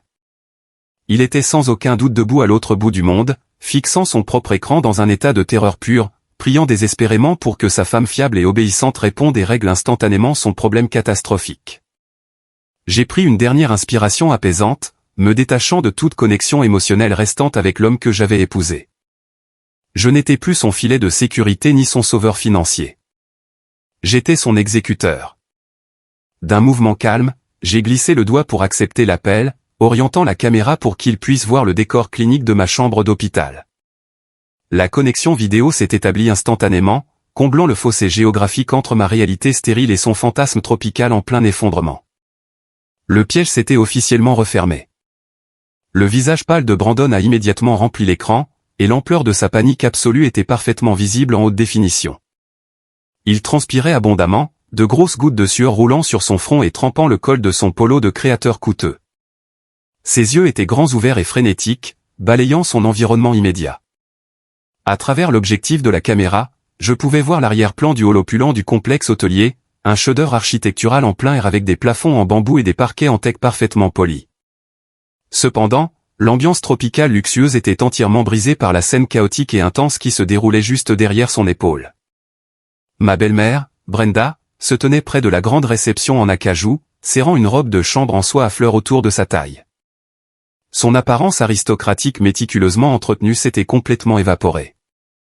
Elle avait l'air terrifiée, le visage pâle tandis qu'elle se disputait agressivement avec un gérant de nuit de l'hôtel, un homme grand au regard sévère qui tenait une épaisse liasse de factures imprimées.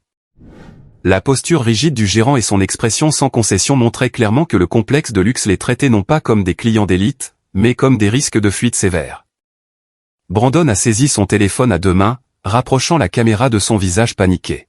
« Lorraine » a-t-il haleté, la voix brisée par une hystérie désespérée que je ne lui avais jamais entendue en toutes nos années de vie commune. « Qu'est-ce qui se passe ? Toutes mes cartes de crédit sont refusées. Chacune d'entre elles est bloquée. L'hôtel exige 25 000 $ d'acompte en espèces tout de suite parce que ta carte d'entreprise a été retirée du dossier. Ils retiennent littéralement nos passeports derrière le comptoir et menacent d'appeler la police locale si nous ne présentons pas un mode de paiement valide immédiatement. Tu dois appeler ta banque et régler ce malentendu catastrophique maintenant avant qu'il ne nous arrête. » Je voyais le désespoir nager dans ses yeux effrayés alors qu'il me suppliait de le sauver.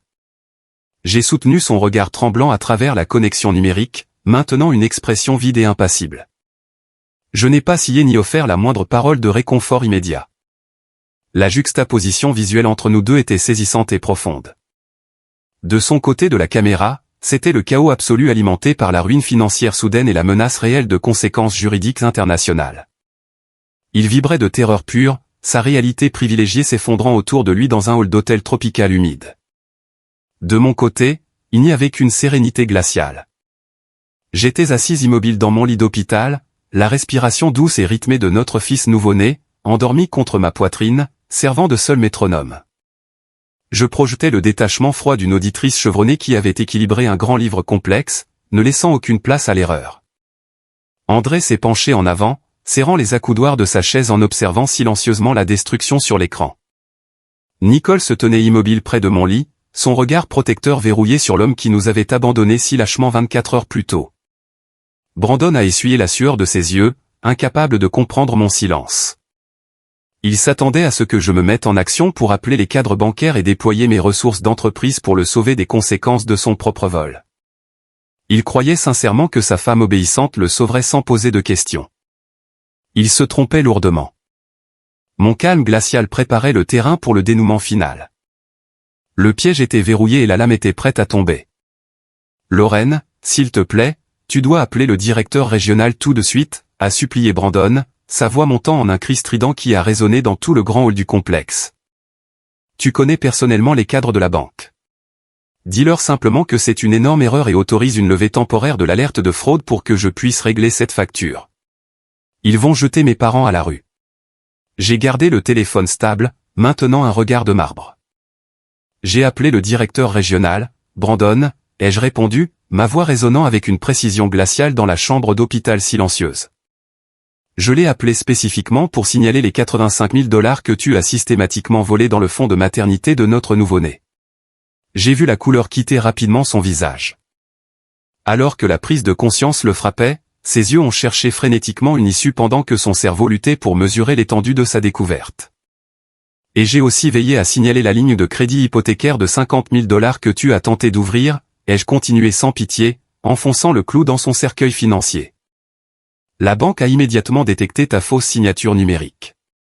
Comme tu as bêtement lié mon profil financier d'entreprise pour autoriser les virements pour l'appartement de tes parents en Floride, tu as officiellement franchi une limite très grave.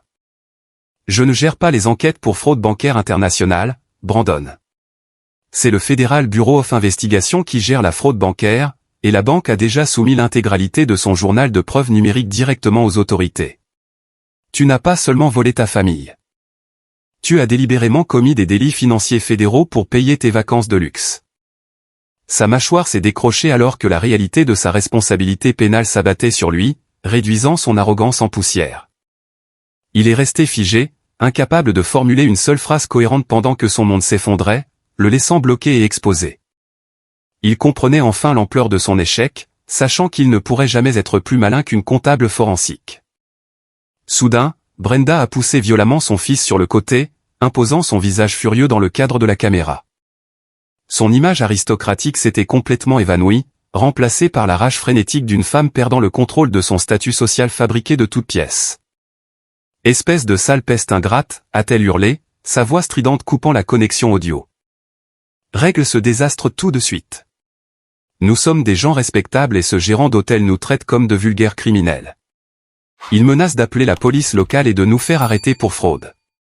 Tu es en train de détruire cette famille pour un simple malentendu. » J'ai regardé la femme qui avait passé des années à me faire me sentir inférieur, qui avait activement poussé mon mari à détourner mon argent durement gagné pour renflouer son frère dégénéré. Un léger sourire froid a étiré les coins de mes lèvres. Je me suis penché légèrement en avant, rapprochant mon visage de l'écran pour qu'elle puisse voir l'absence totale de pitié dans mes yeux. Tu voulais des vacances en famille paisible, complètement libérée du fardeau d'un bébé qui pleure, Brenda, ai-je dit, citant textuellement le message toxique qu'elle avait envoyé à Brandon quelques heures plus tôt. Tu as dit spécifiquement que ce voyage était exactement ce dont tu avais besoin pour te détendre avant de devoir gérer mes plaintes constantes. Eh bien, tu as exactement ce que tu voulais. Tu es débarrassé de ma présence et de ton petit-fils. Profite bien de ton paradis tropical. J'ai vu Brenda chercher son souffle, abasourdie par le fait que j'ai lu ses messages privés et vicieux. Sa bouche s'ouvrait et se fermait, mais aucun mot ne sortait, la terreur d'être démasqué la laissant sans voix. À côté de moi, André a poussé un grognement de satisfaction sourde, ravi de voir cette femme arrogante affronter enfin les conséquences de sa cupidité. Elle avait exigé des vacances sans enfant, et j'avais simplement accédé à sa demande en coupant la bouée de sauvetage financière qui rendait son train de vie possible. Elle était piégée dans son propre cauchemar superficiel. Brandon a repoussé sa mère hors du champ de la caméra, reprenant désespérément l'écran. Son arrogance précédente s'était dissoute en de piteuses supplications. « Lorraine, s'il te plaît. Tu ne peux pas nous laisser bloquer ici au milieu de l'océan » a-t-il plaidé, des larmes perlant dans ses yeux terrifiés. Le service client de la compagnie aérienne vient de nous informer que nos billets de retour sont invalides parce que tu as révoqué le compte de Miles d'entreprise. Nous n'avons littéralement plus d'argent, plus aucune carte de crédit fonctionnelle et aucun vol de retour. Comment sommes-nous censés rentrer aux États-Unis ?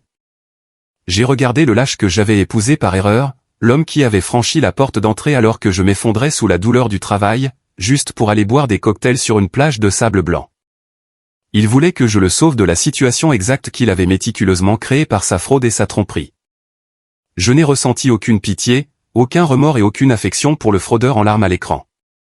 Tu as voulu donner la priorité à des vacances de luxe en famille plutôt qu'à la naissance de ton fils unique, ai-je dit clairement, ma voix résonnant d'une finalité glaçante. C'est le prix à payer. Sans attendre une autre excuse inutile ou des excuses frénétiques, j'ai appuyé fermement sur le bouton rouge, coupant l'appel vidéo instantanément. La chambre d'hôpital a retrouvé son calme paisible et profond. J'ai immédiatement ouvert les paramètres de mon téléphone et j'ai bloqué définitivement les numéros de Brandon, Brenda et Gary. J'ai verrouillé l'appareil et les posé face contre table. La lame était tombée, coupant sa ligne de vie pour toujours, m'assurant une liberté absolue loin de leur emprise toxique. Les retombées immédiates de leur exil tropical nous sont parvenues directement sous la forme de messages vocaux frénétiques laissés sur le téléphone d'André et de crises de colère publiques sur les réseaux sociaux. Comme j'avais bloqué leur numéro, Brandon tentait désespérément de joindre mon beau-frère, espérant qu'André interviendrait.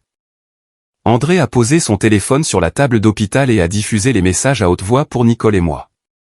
Le premier message vocal capturait l'indignité chaotique de leur expulsion de la villa présidentielle sur pilotis à $2000 la nuit. À travers la connexion audio déformée, nous entendions le bruit sourd de lourdes valises roulant bruyamment sur les pontons en bois. Les agents de sécurité du complexe étaient officiellement arrivés à leur suite, exigeant leur départ immédiat puisque la facture restait impayée. La voix de Brandon était essoufflée et paniquée alors qu'il suppliait André de leur envoyer des fonds d'urgence. Il décrivait comment le personnel de sécurité inflexible se tenait au-dessus d'eux, les bras croisés, les pressant de ranger leurs vêtements de marque dans leurs valises. Le deuxième message vocal a été enregistré 1 heure plus tard, avec le bruit de fond lourd de la réception extérieure et humide. On entendait Brenda pleurer bruyamment à l'arrière-plan, se plaignant amèrement de la chaleur tropicale étouffante qui ruinait sa coiffure. Ils avaient été escortés hors de leur paradis climatisé et déposés de force dans le hall ouvert. Brandon suppliait André de lui expliquer pourquoi je leur faisais cela, affirmant qu'ils étaient coincés dans ce paradis sans aucun accès à de la nourriture ou aux commodités de base. Il peignait un portrait pathétique de sa famille arrogante réduite à s'asseoir misérablement sur ses valises Louis Vuitton empilées, transpirant sous l'humidité étouffante de l'île. Une recherche rapide de la géolocalisation du complexe sur Instagram a révélé une vidéo publique capturant le moment exact de leur expulsion. Le court clip montrait Brandon agitant frénétiquement ses cartes de crédit inutiles devant le personnel de l'hôtel pendant que Gary pointait du doigt un agent de sécurité. L'océan turquoise étincelait magnifiquement derrière eux, servant de décor moqueur à leur soudain statut de sans-abri. Ils étaient piégés, sans aucune ressource financière et confrontés à une action imminente de la police locale pour avoir fraudé un établissement hôtelier de luxe international. La dynamique familiale toxique s'est rapidement effondrée en une guerre interne. Le troisième message vocal joué par André était entièrement dominé par le bruit de leur dispute féroce. Le masque de l'unité familiale riche et sophistiquée s'était complètement dissous sous la pression de l'arrestation imminente. Gary hurlait à plein poumon, la voix brisée par une rage folle alors qu'il s'en prenait à son propre fils. Il réprimandait Brandon pour les avoir entraînés dans ce plan frauduleux et pour avoir été incapable de contrôler sa femme. « Tu m'avais promis qu'elle paierait la facture, espèce d'imbécile incompétent », hurlait Gary en arrière-plan. « J'ai hypothéqué ma seule maison de retraite pour ce désastre, et maintenant je vais finir dans une prison étrangère à cause de ta stupidité. » Brenda s'est immédiatement jetée dans la mêlée, mais au lieu de défendre son enfant chéri, elle a dirigé sa panique venimeuse vers son mari. Elle a hurlé qu'un vrai homme aurait toujours des réserves d'argent cachées pour des situations comme celle-ci. Elle a blâmé Gary pour ses échecs commerciaux passés, affirmant que son incompétence financière de toujours était la seule raison pour laquelle il subissait une telle humiliation publique. L'enregistrement audio révélait la réalité de leur existence superficielle. Ils étaient une famille unie uniquement par la cupidité partagée et la manipulation, plutôt que par l'affection ou la loyauté. Brandon sanglotait dans le combiné, suppliant désespérément André d'envoyer seulement $10 000 pour apaiser la direction de l'hôtel et l'empêcher d'appeler la police locale. Il était terrifié, pleurant que le gérant avait déjà composé le numéro du poste de police et que des agents étaient en route pour les arrêter. L'humiliation publique ultime s'est déroulée sous les yeux de la clientèle d'élite du complexe. Un autre touriste a reconnu le drame qui se jouait dans le hall et a commencé à diffuser en direct ce spectacle pathétique sur un forum de voyage populaire. Nous avons regardé la vidéo haute définition depuis le confort de ma chambre d'hôpital. La police locale était officiellement arrivée, entrant dans la réception en uniforme impeccable. Le gérant de l'hôtel se tenait à leur côté, tenant la facture impayée. Pour éviter d'être menottés et traînés dans une cellule de prison étrangère, les membres de cette famille ont été contraints de liquider leurs derniers actifs personnels sur le champ.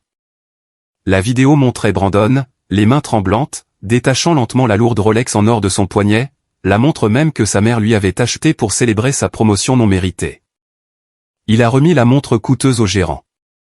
Gary a été forcé de remettre son alliance en platine et ses boutons de manchette en diamant. Brenda pleurait hystériquement, se tenant la poitrine alors qu'on lui ordonnait de détacher son bracelet de tennis en diamant et de remettre ses boucles d'oreilles en perles vintage.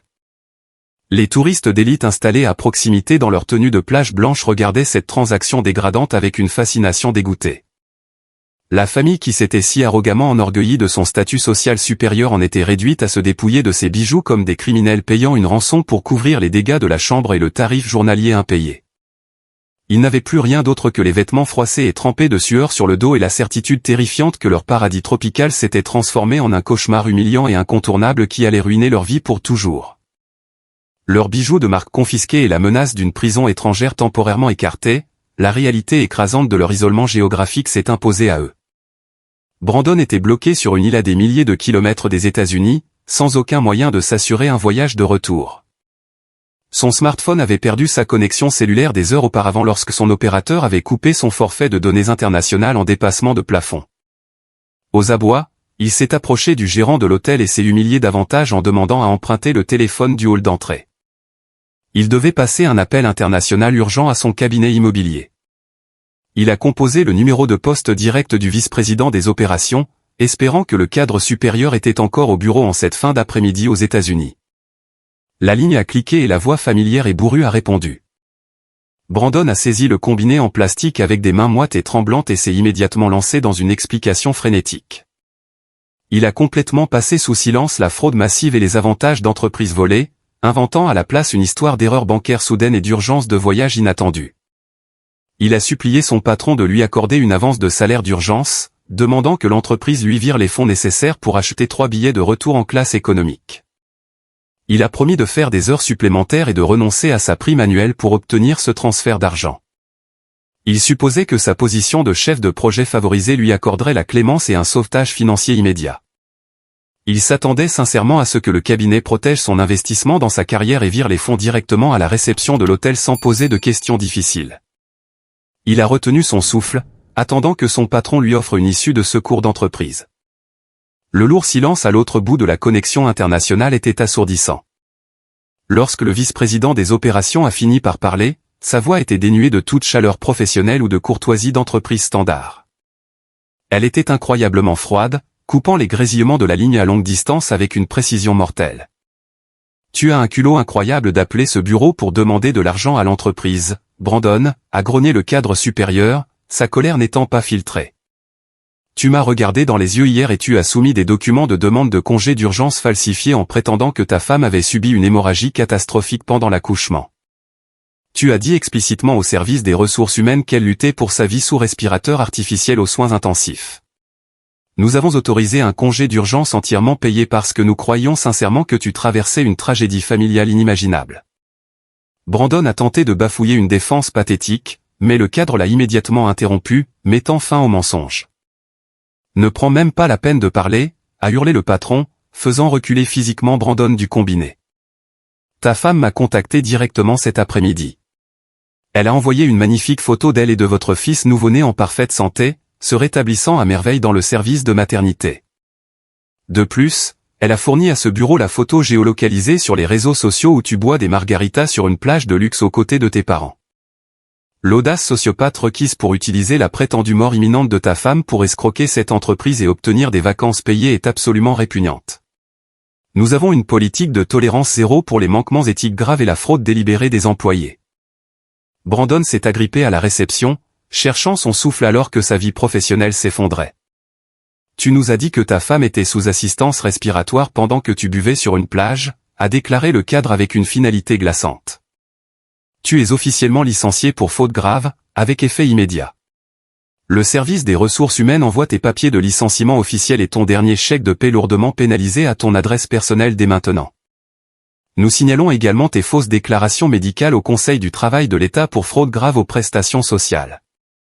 N'essaie plus jamais de contacter ce cabinet, moi-même ou l'un de nos employés. La ligne s'est coupée, émettant une tonalité de fin d'appel stridente qui a résonné dans l'oreille de Brandon. Le combiné a glissé de ses doigts tremblants, s'écrasant bruyamment sur le comptoir en acajou. Son corps a tout simplement lâché sous le poids de son échec. Ses genoux se sont dérobés et il s'est effondré sur le parquet du hall. Il est resté assis là, ramenant ses genoux contre sa poitrine tout en cherchant de l'air sous l'humidité tropicale. L'illusion de son existence réussie et privilégiée était désormais brisée. Il n'avait plus d'emploi, ayant détruit sa carrière immobilière par sa propre tromperie. Il n'avait plus d'argent, ayant volé son fils pour voir ensuite son réseau financier gelé par les enquêteurs fédéraux. Il n'avait plus de femme, ayant lâchement abandonné la femme intelligente qui avait géré les fondations de sa vie adulte. Il n'était plus qu'un criminel au chômage et déshonoré, assis sur le sol d'un hall d'hôtel étranger, confronté à une enquête fédérale pour fraude bancaire. Brenda et Gary ont baissé les yeux vers leur enfant brisé, réalisant enfin la réalité de leur situation. Il n'y avait plus de filet de sécurité caché et plus de belles filles de la classe ouvrière à exploiter. Ils étaient bloqués, ruinés et sans ressources. J'ai regardé les derniers instants de la diffusion en direct avant que le touriste n'y mette fin, ressentant un profond sentiment de fermeture. L'exécution minutieuse de mon plan était terminée, les laissant dans un enfer de leur propre création. Ma vengeance était désormais entière et parfaite. Sans argent et sous la menace d'une arrestation imminente par la police locale, Brandon a été contraint de ravaler son ego. Il s'est rendu au petit bureau administratif près du hall de l'hôtel et a utilisé une ligne terrestre pour contacter l'ambassade des États-Unis. Le cadre immobilier arrogant qui avait volé 85 000 $ pour financer un fantasme tropical en était réduit à supplier un agent consulaire sceptique de lui accorder une aide gouvernementale. Le personnel de l'ambassade l'a traité comme un routard irresponsable, lui expliquant les conditions strictes et humiliantes d'un prêt de rapatriement d'urgence. Brandon a dû signer des billets à ordre fédéraux garantissant le remboursement immédiat des frais de voyage dès son retour sur le sol américain, ajoutant une autre couche de dette à sa situation financière ruinée.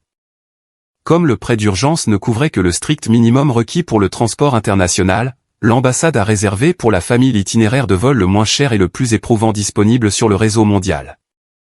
Il n'y avait aucun vol direct, aucun surclassement en classe économique supérieure et certainement pas de salon d'aéroport luxueux pour s'y cacher. Leur trajet de retour vers les États-Unis comprenait 3 escales distinctes dans des aéroports régionaux très fréquentés, dont une attente de 14 heures sur des sièges en plastique rigide dans un terminal glacial. Ils ont été privés de leur carte d'embarquement prioritaire et installés dans la classe de voyage la plus basse. La famille qui avait fièrement affiché sa richesse volée 48 heures plus tôt tenait désormais des cartes d'embarquement en classe économique, prises au piège de son propre échec.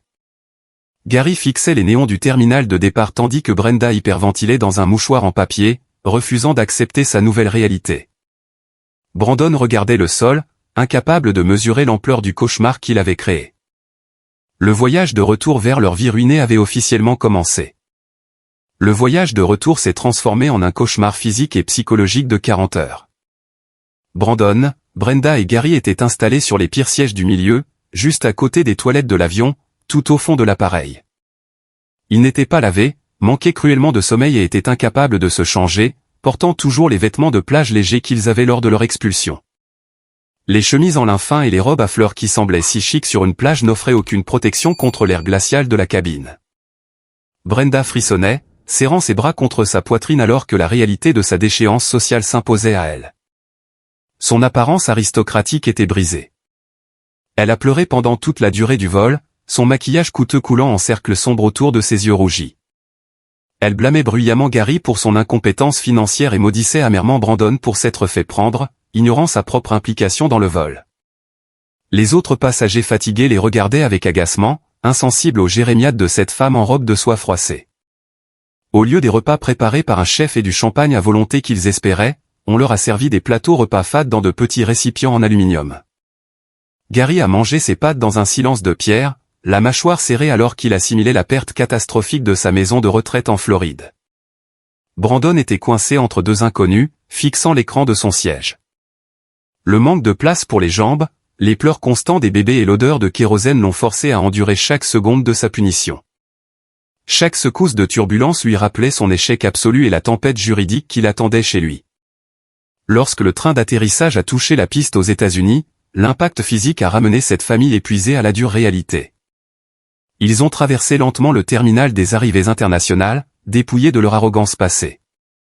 Ils n'avaient pas d'argent pour un service de voiture de luxe privé, ce qui les a obligés à prendre une navette publique bon marché pour retourner dans leur banlieue aisée. Ils étaient sans le sou, sales et furieux de la tournure des événements. Cependant, malgré la ruine financière et les enquêtes fédérales imminentes, Brandon s'accrochait toujours à une illusion tenace. Alors qu'il regardait par la fenêtre de la navette, son esprit a commencé à élaborer une stratégie de manipulation. Il s'est convaincu qu'il pourrait rentrer dans la maison familiale qu'il avait tenté d'exploiter et amadouer sa femme pour se sortir de ce désastre. Il croyait sincèrement que Lorraine, venant d'accoucher, serait vulnérable, seule et l'attendrait avec impatience.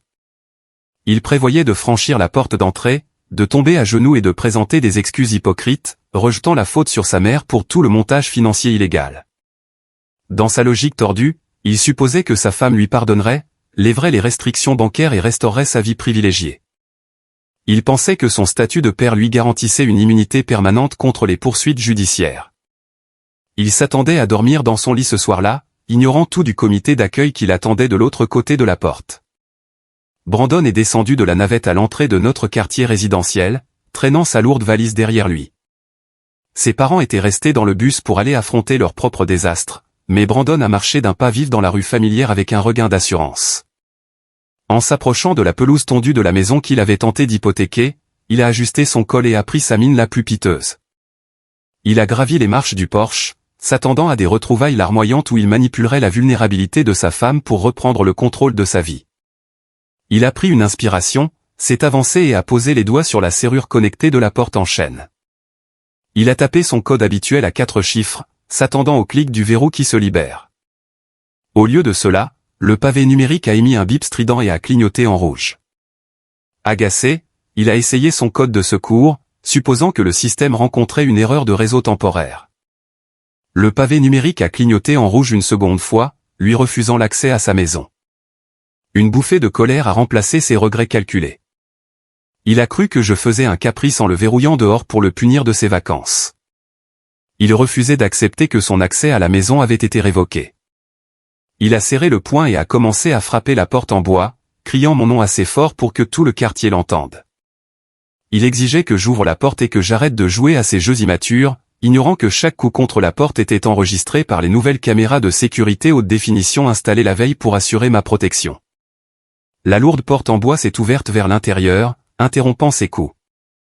Brandon a baissé le poing, prêt à débiter ses excuses à sa femme qu'il imaginait fragile. Les mots se sont figés dans sa gorge. Au lieu de me trouver en larmes dans le hall avec notre fils, il s'est retrouvé face au torse imposant de mon beau-frère. André se tenait au milieu du passage, sa carrure d'1,93 m bloquant toute entrée non autorisée dans mon refuge. Ses yeux sombres se sont posés sur Brandon avec une intensité glaciale, dégageant une force physique protectrice qui a fait reculer le chef de projet d'un pas tremblant. André s'est décalé sur le côté, révélant le comité d'accueil qui attendait dans le hall éclairé. À sa gauche se tenait l'avocat spécialisé dans les divorces que j'avais engagé à l'hôpital, vêtu d'un costume sur mesure et tenant une liasse de documents juridiques officiels, projetant une image de destruction sans compromis. Mais le cauchemar de Brandon se tenait juste derrière l'avocat, 2 policiers de la ville en uniforme et armés, leurs mains posées près de leur ceinture, l'air sérieux et attentif. L'ampleur de l'embuscade juridique s'est abattue sur Brandon, le paralysant sur le porche. Il ne pouvait plus respirer. L'illusion qu'il pourrait s'en sortir en parlant face à des délits financiers fédéraux et à un vol conjugal s'est envolée dans l'air frais de l'après-midi. Il était cerné, dépassé et acculé par une équipe conçue pour exécuter sa ruine définitive. Les 2 policiers se sont avancés, comblant la distance avec l'homme paralysé sur le porche. Ils ont confirmé son identité avant de lui remettre une épaisse enveloppe Kraft scellée. L'un des agents a déclaré qu'il lui signifiait officiellement une citation à comparaître pour fraude financière fédérale et usurpation d'identité aggravée liée au virement bancaire non autorisé. Avant même que Brandon ne puisse réaliser ce qu'il tenait entre ses mains tremblantes, l'avocat s'est avancé pour porter le second coup. Il a plaqué une deuxième liasse de documents contre la poitrine de Brandon, le forçant à s'en saisir. Il a informé le cadre déchu qu'il lui signifiait les papiers du divorce, la demande de déchéance des droits parentaux et une ordonnance de protection d'urgence lui interdisant de s'approcher à moins de 150 mètres de mon fils et de moi. Brandon est resté hébété sous le poids de ces documents officiels, tremblant en fixant les sceaux du tribunal confirmant sa perte. Il a ouvert la bouche pour protester et demander à me parler, mais André l'a immédiatement interrompu. Mon beau-frère s'est avancé, dominant le fraudeur tremblant de toute sa hauteur. André a posé sur lui un regard de mépris et a prononcé sa sentence finale d'une voix calme, « Tu as exactement 5 minutes pour récupérer tes clubs de golf dans le garage avant que je ne te jette dehors moi-même. Ton temps commence maintenant. » Dans les mois qui ont suivi, les rouages de la justice ont fonctionné avec une efficacité impitoyable, veillant à ce que le karma recouvre toutes ses dettes. Gary et Brenda avaient pensé que leur statut social les protégerait des conséquences de leurs vacances de luxe, mais la réalité fédérale a brisé leur tranquillité. Brandon ayant lié les virements internationaux à leur propriété pour obtenir de l'argent, la banque a agi pour recouvrer la dette frauduleuse. Le prêt de 50 000 $ s'est transformé en une ancre financière qui les a entraînés vers le fond. Face à une saisie imminente et à la menace d'être poursuivis comme complices de fraude bancaire, ils ont été contraints de liquider leur appartement en Floride. En raison de l'urgence imposée par les délais de remboursement légaux, ils n'avaient aucune marge de manœuvre pour négocier un prix correct. Ils ont vendu la propriété avec une perte massive, voyant la majeure partie de leurs économies s'envoler en un après-midi. Le gouffre financier ne s'est pas arrêté là. Brandon devant répondre à des accusations fédérales, il lui fallait un avocat pénaliste coûteux pour lui éviter la prison. Gary et Brenda ont dû vider leur dernier compte de retraite pour payer les honoraires de la défense de leur fils. Le train de vie dont ils s'étaient vantés a disparu. Ils ont été réduits à louer un petit appartement vétuste dans un quartier excentré, loin de leurs anciens amis du club. Leur obsession de maintenir une apparence de richesse leur a coûté tous leurs biens, les laissant ruinés et humiliés. Ils avaient sacrifié leur sécurité financière pour quelques jours sur une plage des Maldives. La déchéance de Brandon a été encore plus spectaculaire. Malgré la fortune dépensée par ses parents pour lui assurer une défense juridique, les preuves numériques que j'avais fournies aux autorités étaient irréfutables. Brandon a été condamné pour fraude bancaire fédérale et usurpation d'identité aggravée devant un tribunal fédéral. Grâce à un accord de plaidé coupable restrictif, il a évité la prison ferme, mais sa peine est restée lourde. Le juge l'a condamné à 5 ans de liberté surveillée stricte assortie d'une obligation de remboursement importante. De plus, sa condamnation pour délit grave a détruit son avenir professionnel. Les organismes de réglementation ont révoqué sa licence immobilière et lui ont interdit d'exercer dans la finance ou la gestion immobilière. Le chef de projet qui portait des costumes sur mesure et se vantait de ses relations d'affaires a été banni du monde de l'entreprise. Sans référence professionnelle, avec un casier judiciaire et sans compétences en dehors de son ancien domaine, Brandon a dû accepter le seul travail disponible. Il travaille désormais au guichet d'un fast-food local la nuit, vêtu d'un uniforme en polyester qui sent l'huile de friture. Il vit seul dans un studio bruyant situé le long d'une voie ferrée. Ses remboursements imposés par le tribunal sont directement prélevés sur son salaire, lui laissant à peine de quoi s'acheter à manger. Ses anciens collègues l'ont abandonné, refusant de lui prêter la moindre somme. L'ancien enfant chéri était tombé de son piédestal pour se retrouver dans une réalité misérable dont il ne pourrait pas s'échapper. Malgré leur ruine financière et juridique, Brenda a tenté d'utiliser ses tactiques de manipulation une dernière fois. 4 mois après notre confrontation sur le porche, une enveloppe parfumée est arrivée à mon bureau. À l'intérieur se trouvait une longue lettre manuscrite de mon ancienne belle-mère, remplie de regrets de façade et de reproches voilés. Ignorant la fraude et la cruauté d'avoir abandonné une femme en plein travail, elle se peignait en grand-mère au cœur brisé. Elle demandait à rencontrer son petit-fils, affirmant que les vraies familles devaient pardonner et qu'éloigner un enfant de ses grands-parents était une punition cruelle. Elle pensait pouvoir utiliser ma gentillesse pour revenir dans ma vie. Je n'ai pas versé de larmes et je n'ai pas répondu. J'ai scanné la lettre et j'en ai envoyé la copie à mon avocat. En 24 heures, il a rédigé et envoyé une mise en demeure par courrier recommandé à son nouvel appartement. Le document menaçait de poursuites policières immédiates pour harcèlement si elle ou un membre de sa famille tentait de me contacter, de contacter mon fils ou mes proches, de quelque manière que ce soit. La porte s'est refermée pour de bon, nous isolant de leur influence. Le bruit toxique qui avait pollué ma vie s'était tu, laissant place à une paix totale et à la liberté. Aujourd'hui, 1 an après le chaos de mon accouchement, ma vie s'est transformée en quelque chose de paisible. La scène dans le jardin de ma nouvelle maison, par un après-midi ensoleillé, est à l'image de cette stabilité retrouvée. La lumière dorée filtre à travers les arbres, éclairant la pelouse. L'odeur des grillades emplit l'air. Nicole s'occupe du barbecue, riant d'une plaisanterie de son mari.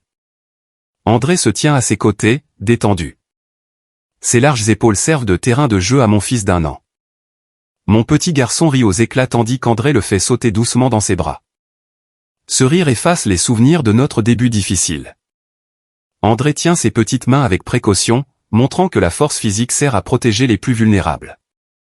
Voir ce propriétaire de garage automobile s'adoucir devant son neveu me remplit de chaleur. Cette maison représente un nouveau départ, acheté à mon nom avec les fonds que j'ai protégés de mon ex-mari. Il n'y a pas de signature falsifiée dans l'ombre, pas de belle famille exigeante et pas de conjoint lâche en fuite. Il n'y a que la présence de personnes qui s'aiment sincèrement.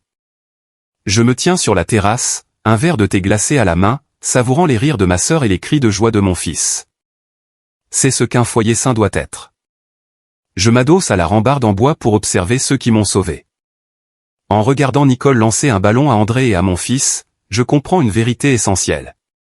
Pendant des années, j'ai cru que la famille était définie par les liens du sang ou par un certificat de mariage. J'ai toléré les abus et l'exploitation financière parce que je pensais que c'était le prix à payer pour préserver mon foyer.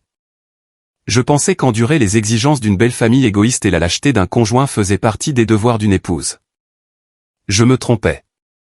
La famille n'est pas définie par la génétique ou des contrats conservés dans un tribunal. La vraie famille est composée de ceux qui se tiennent devant la porte de votre chambre d'hôpital comme un rempart quand vous souffrez des douleurs de l'accouchement. Ce sont ceux qui restent à vos côtés quand le reste du monde vous tourne le dos. C'est la sœur qui court dans les couloirs pour essuyer la sueur de votre front. C'est le beau-frère qui veille sur vous et vous aide à trouver les ressources pour protéger votre enfant. En les regardant, je comprends que ma richesse ne se mesure pas au compte que j'audite ou au fonds que j'ai récupéré. Ma véritable richesse réside dans la loyauté de ceux qui sont dans mon jardin. Je ne m'estime pas plus riche ni plus en sécurité qu'aujourd'hui, à 33 ans. Cette trahison a agi comme un filtre, éliminant les relations toxiques pour ne laisser que ce qui compte vraiment. Je ne regrette pas les faux semblants ni l'anxiété du passé. Je choisis cette paix tranquille à chaque fois. Mon fils grandira en sachant ce qu'est le véritable dévouement. Je prends une gorgée de thé, m'éloignant de la barrière pour m'adresser à vous, qui avez suivi mon histoire depuis la maternité jusqu'à ce jardin. Mon récit n'est pas seulement une affaire de comptes bloqués ou de litiges juridiques. C'est une leçon sur l'importance de poser des limites et de préserver son respect de soi. On dit qu'une femme est vulnérable avant d'accoucher, mais on oublie qu'une mère acculée ne se contente pas de survivre, elle protège l'avenir de son enfant avec détermination. Brandon pensait que ma grossesse me rendrait faible et influençable.